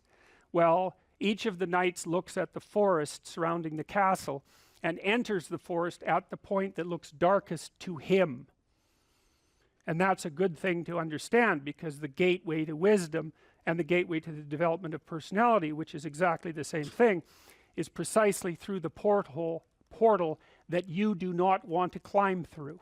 And the reason for that's actually quite technical. This is a Jungian presupposition too, is that, well, there's a bunch of things about you that are underdeveloped, and a lot of those things are because there's things you've avoided looking at because you don't want to look at them, and there's parts of you you've avoided developing because it's hard for you to develop those parts. And so it's by virtual necessity that what you need is where you don't want to look, because that's where you've kept it. And that's why there's, you know, an idiosyncratic element of it for everyone. Your particular place of enlightenment and terror is not going to be the same as yours, except that they're both places of enlightenment and terror. So they're equivalent at one level of analysis and different at another. So anyways, back to fiction and what it does. It distills truth, and it produces characters that are composites. And the more they become composites, the more they approximate a mythological character. And so they become more and more universally true and more approximating religious deities. But the problem with that is they become more and more distant from individual experience. And so with literature, there's this very tight line where you need to make the character more than merely human, but not so much of a god that, you know, one of the things that happened to Superman in the 1980s, Superman started out, he's got a heavenly set of parents, by the way, and an earthly set of parents, and he's an orphan like Harry Potter. Very common theme is that when Superman first emerged, he could only jump over buildings, you know, and maybe he could stop a locomotive, but by the time the 1980s rolled around, like he could juggle planets and, you know, swallow hydrogen bombs, and, you know, he could do anything. Well, people stopped buying the Superman comics because how interesting is that? It's like something horrible happens and Superman deals with it. And something else horrible happens and Superman deals with it. And it's like, that's dull. He turned into such an archetype. He was basically the omniscient, omnipresent, omnipotent God, and that's no fun. It's like God wins, and then God wins again, and then again God wins, and, you know, so then they had to weaken him in different ways with kryptonite, you know. So green kryptonite kind of made him sick, and red kryptonite, I think, kind of mutated him, if I remember correctly. And anyways, they had to introduce flaws into his character so that there could be some damn plot, and that's something to think about, you know. There's a deep existential lesson in that your being is limited and flawed and fragile. You're like the genie, which is genius in the little tiny lamp, you know, this immense potential, but constrained in this tiny little living space, as Robin Williams said when he played the genie in Aladdin. But the fact that you have limitations means that the plot of your life is the overcoming of those limitations, and that if you didn't have limitations, well, there wouldn't be a plot, and maybe there would be no life. And so that's part of the reason why perhaps you have to accept the fact that you're flawed and insufficient, and live with it and consider it a precondition for being. It's at least a reasonable idea. So anyways, one of the main characters is the country, the known, the explored territory. We went over that a bit, and it always has two elements. I mean, your country is your greatest friend and your worst enemy, you know, because it squashes you into conformity and demands that you act in a certain manner, and reduces your individuality to that element that's tolerated by everyone else, and it constrains your potential in a single direction. And so it's really tyrannical, but at the same time it provides you with a place to be and all of the benefits that have accrued as a result of the actions of your ancestors and all the other people that you're associated with. So there's the good tyrant, or the bad tyrant, and the good king, and those are archetypal figures, and that's because they're always true, and they're always true simultaneously, you know, which is partly why I object to the notion of the patriarchy, because it's a it's the what do you call that? It's the apprehension of a mythological trope, which is that of the evil tyrant, without any appreciation for the fact that the archetype actually has two parts, and the other part is the wise king. And you know, you can tell an evil tyrant story about culture, no problem, but it's one-sided, and that's very dangerous, because you don't want to forget all the good things that you have while you're criticizing all the ways that things are in error. That's a lack of gratitude, and it's a lack of wisdom, and it's founded in resentment, and it's very dangerous, both personally and socially. I told you that Captain Hook is a tyrant because he's got this crocodile chasing him, and the crocodile has a clock in its stomach, and that's death. It's like, obviously, right? Tick, tick, tick, tick. And it's a crocodile, and it's under the water, and it's already got a taste of him, so he's being chased around by death, and that makes him terrified and resentful and cruel and bitter, and so he's a tyrant. And he wants to wreak havoc everywhere. And then Peter Pan, of course, looks at Captain Hook and thinks, why the hell should I grow up and to be a tyrant and sacrifice all the potential of childhood? And the answer to that is, the potential sacrifices itself if you don't utilize it as you mature, and you just end up a 40-year-old lost boy, which is a horrifying thing to behold. It's almost as if you're the corpse of a child, the living corpse of a child, because who the hell wants a 6-year-old, 40-year-old? You're a little on the stale side by that point, and not the world's happiest individual. So, you know, your potential is going to disappear because you age anyways, and so you might as well shape that potential in a particular direction and at least become something, no matter how limited, rather than nothing. So,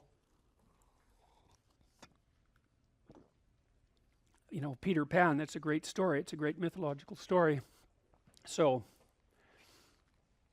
well, so let's talk about tyrants. Well, not only are they mythological figures, but they exist and they tend to be deified. I mean, Stalin was, for all intents and purposes, God the Father in Soviet Russia, although he was pretty much only the worst elements of Old Testament God, who was, you know, constantly smiting people and wiping out populations and doing all sorts of things that seemed to be quite nasty. But nonetheless, you know, people worshipped him in many ways, and he's a representation of just exactly what goes wrong when things really go wrong, when people stop paying attention and when they all lie. Because one of the things that characterized the communist state was that no one ever got to say anything they actually believed, ever. And that was partly because 1 out of 3 people was an informer, which meant if you had a family of 6 people, 2 of them were informing on the government about you, and that included your own children. And if you were an informer, you were often amply rewarded by the state, so that if you lived in an overcrowded apartment building with 3 families in the same flat and you informed on, you know, the woman down the hall that you didn't like, she got shipped off to the old concentration camp and you got her apartment. And so that was a lovely society, and it only killed about 30 million people between 1919 and 1959. So that's what happens when the archetypal structure gets tilted badly, when people forget that they have a responsibility to fulfill as citizens, as awake citizens who are capable of stating the truth, and the archetype shifts, so there's nothing left of the great father except the tyrant. And let's not have that happen. I mean, the one on the right is really interesting, because consciously or unconsciously, you know, there's Stalin surrounded by what is, for all intents and purposes, fire. You know, he looks like Maleficent in Sleeping Beauty when she shows up at Aurora's christening. You know, she puts her arms up in the air and green fire surrounds her. It's like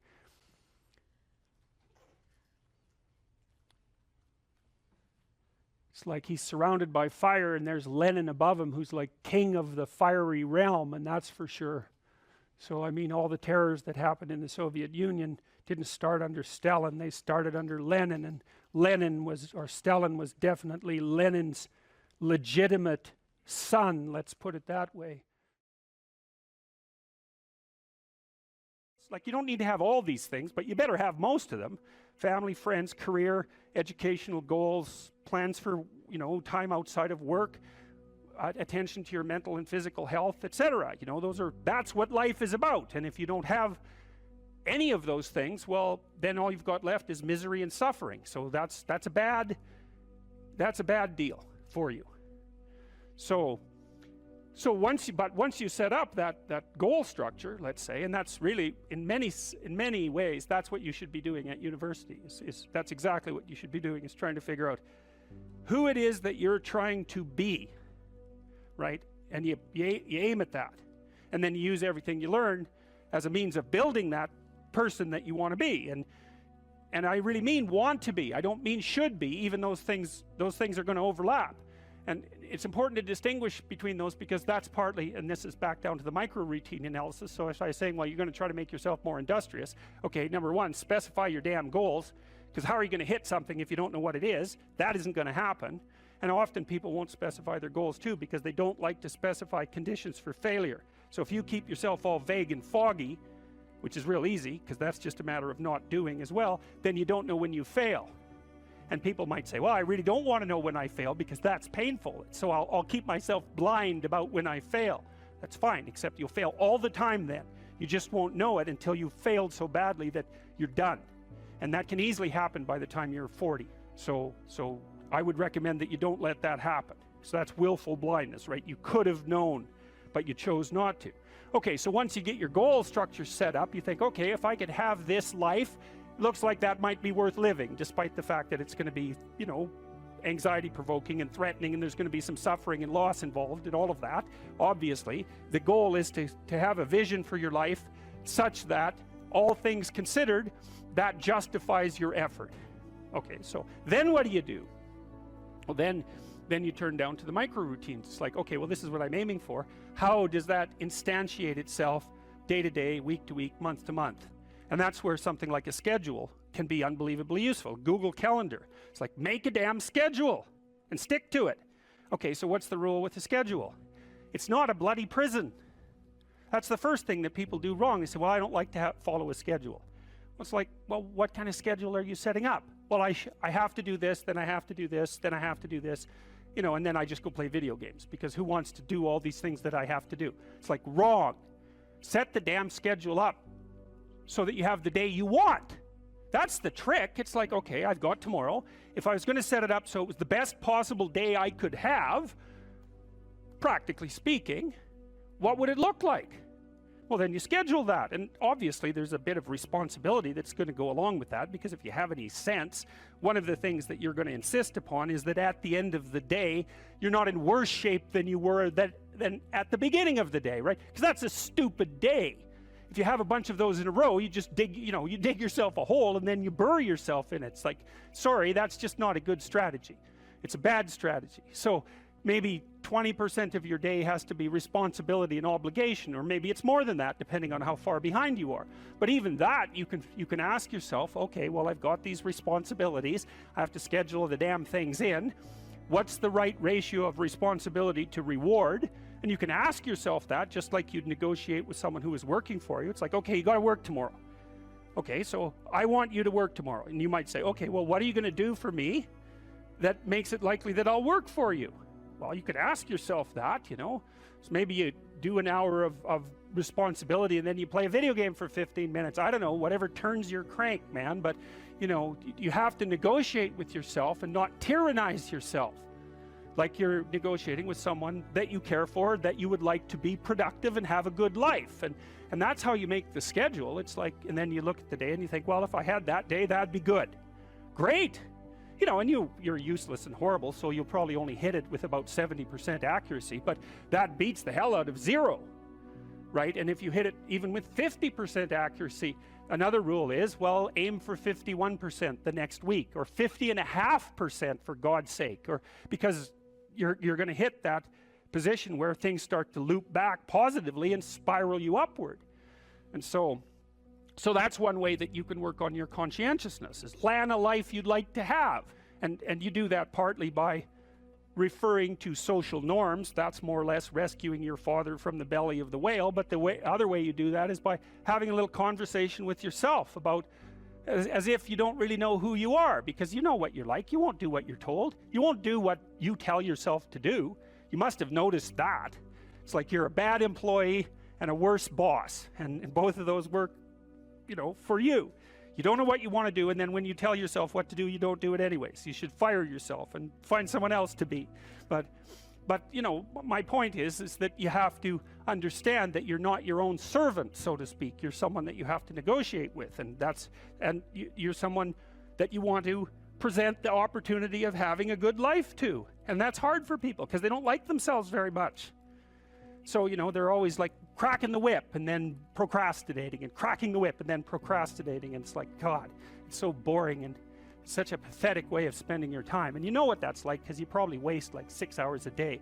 And I think we did an economic calculation about that a while back, right? Your time's probably worth $50 an hour, something like that. I mean, you're not getting paid that now, but you're young, and so this is investment time, and what you do now is going to multiply its effects in the future. So let's say it's $50 an hour, which is perfectly reasonable. So if you waste 6 hours a day, and you are, then you're wasting about $2,000 a week, or about $100,000 a year. So like, go ahead, but that's what it's costing you every hour. And you need to know what your damn time is worth. So let's say it's not $50, it's 30, whatever. Maybe it's 100, it's somewhere in that range. One of the things you should be asking yourself is, when you spend an hour, was that, well, would have I paid someone $50 to have had that hour? And if the answer is no, it's like, well, maybe you should do something else with your time. And it depends on whether or not you think that your time's worthwhile. But the funny thing about not assuming that is, if you assume your time isn't worthwhile, what happens is you don't just sit around sort of randomly in a state of responsibilityless bliss. What you do is you suffer existentially. And so that seems like a stupid solution. If you're going to be a fighter, you have to want to win, and you have to want to hurt people. I mean, not for the sake of hurting them. That's what makes you different than an evil person. But you have to have that capacity. You have to develop that. And, you know, that's the step on the way to enlightenment, weirdly enough, because that isn't what people think. People have been fed this diet of pablum, rights and impulsive freedom for so long. There's just an absolute starvation for the other side of the story. There are no rights, technically speaking, without responsibilities. And all we've had for 60 years is a dialogue about rights. Well, that leaves a hole on the other side of the story. And it's a hole that's in people's hearts, essentially. Because responsibility, well, perhaps that's not more important than rights. Like I said, they're part and parcel of the same formula. But it's in responsibility that most people find the meaning that sustains them through life. It's not in happiness. It's not in impulsive pleasure. Those things blow away at the first ill wind. But to adopt the responsibility for your own well-being and to try to put your family together and to try to serve your community and to try to seek for eternal truths and to live them, that's the sort of thing that can ground you in your life enough so that you can withstand the difficulty of life. And when you tell people that, especially when you include yourself in the audience, let's say, and you're not finger waving from above, then everyone knows that it's true. There's been this attempt to identify masculine competence and power, let's say, but mostly competence with tyranny, and that's very, very hard on young men. It's also hard on young women, for that matter, but it's very helpful for people to hear that they should make themselves competent and dangerous and take their proper place in the world, because it's the alternative to being weak. And weak is not good. The people who shoot up the high schools, they're weak. They're weak. And life is a very difficult process, and you're not prepared for it unless you have the capacity to be dangerous. That doesn't mean that you should be cruel. It doesn't mean any of that. There's a statement in the New Testament, the meek shall inherit the earth. But the meek isn't well translated. It means something more like, those who have swords and know how to use them but keep them sheathed will inherit the world. That's a way better way of thinking about it. You have to be powerful and formidable and then peaceful, in that order, right? And that's not the same as being naive and weak and harmless, which is what young men are being encouraged to be. It's like, that's a very bad idea. It's a very bad idea, because naive, weak, and harmless means that you can't withstand the tragedies of life. You can't bear any responsibility. You'll end up bitter. And when you get bitter, then you get dangerous. You don't treat adult men as if they're infants.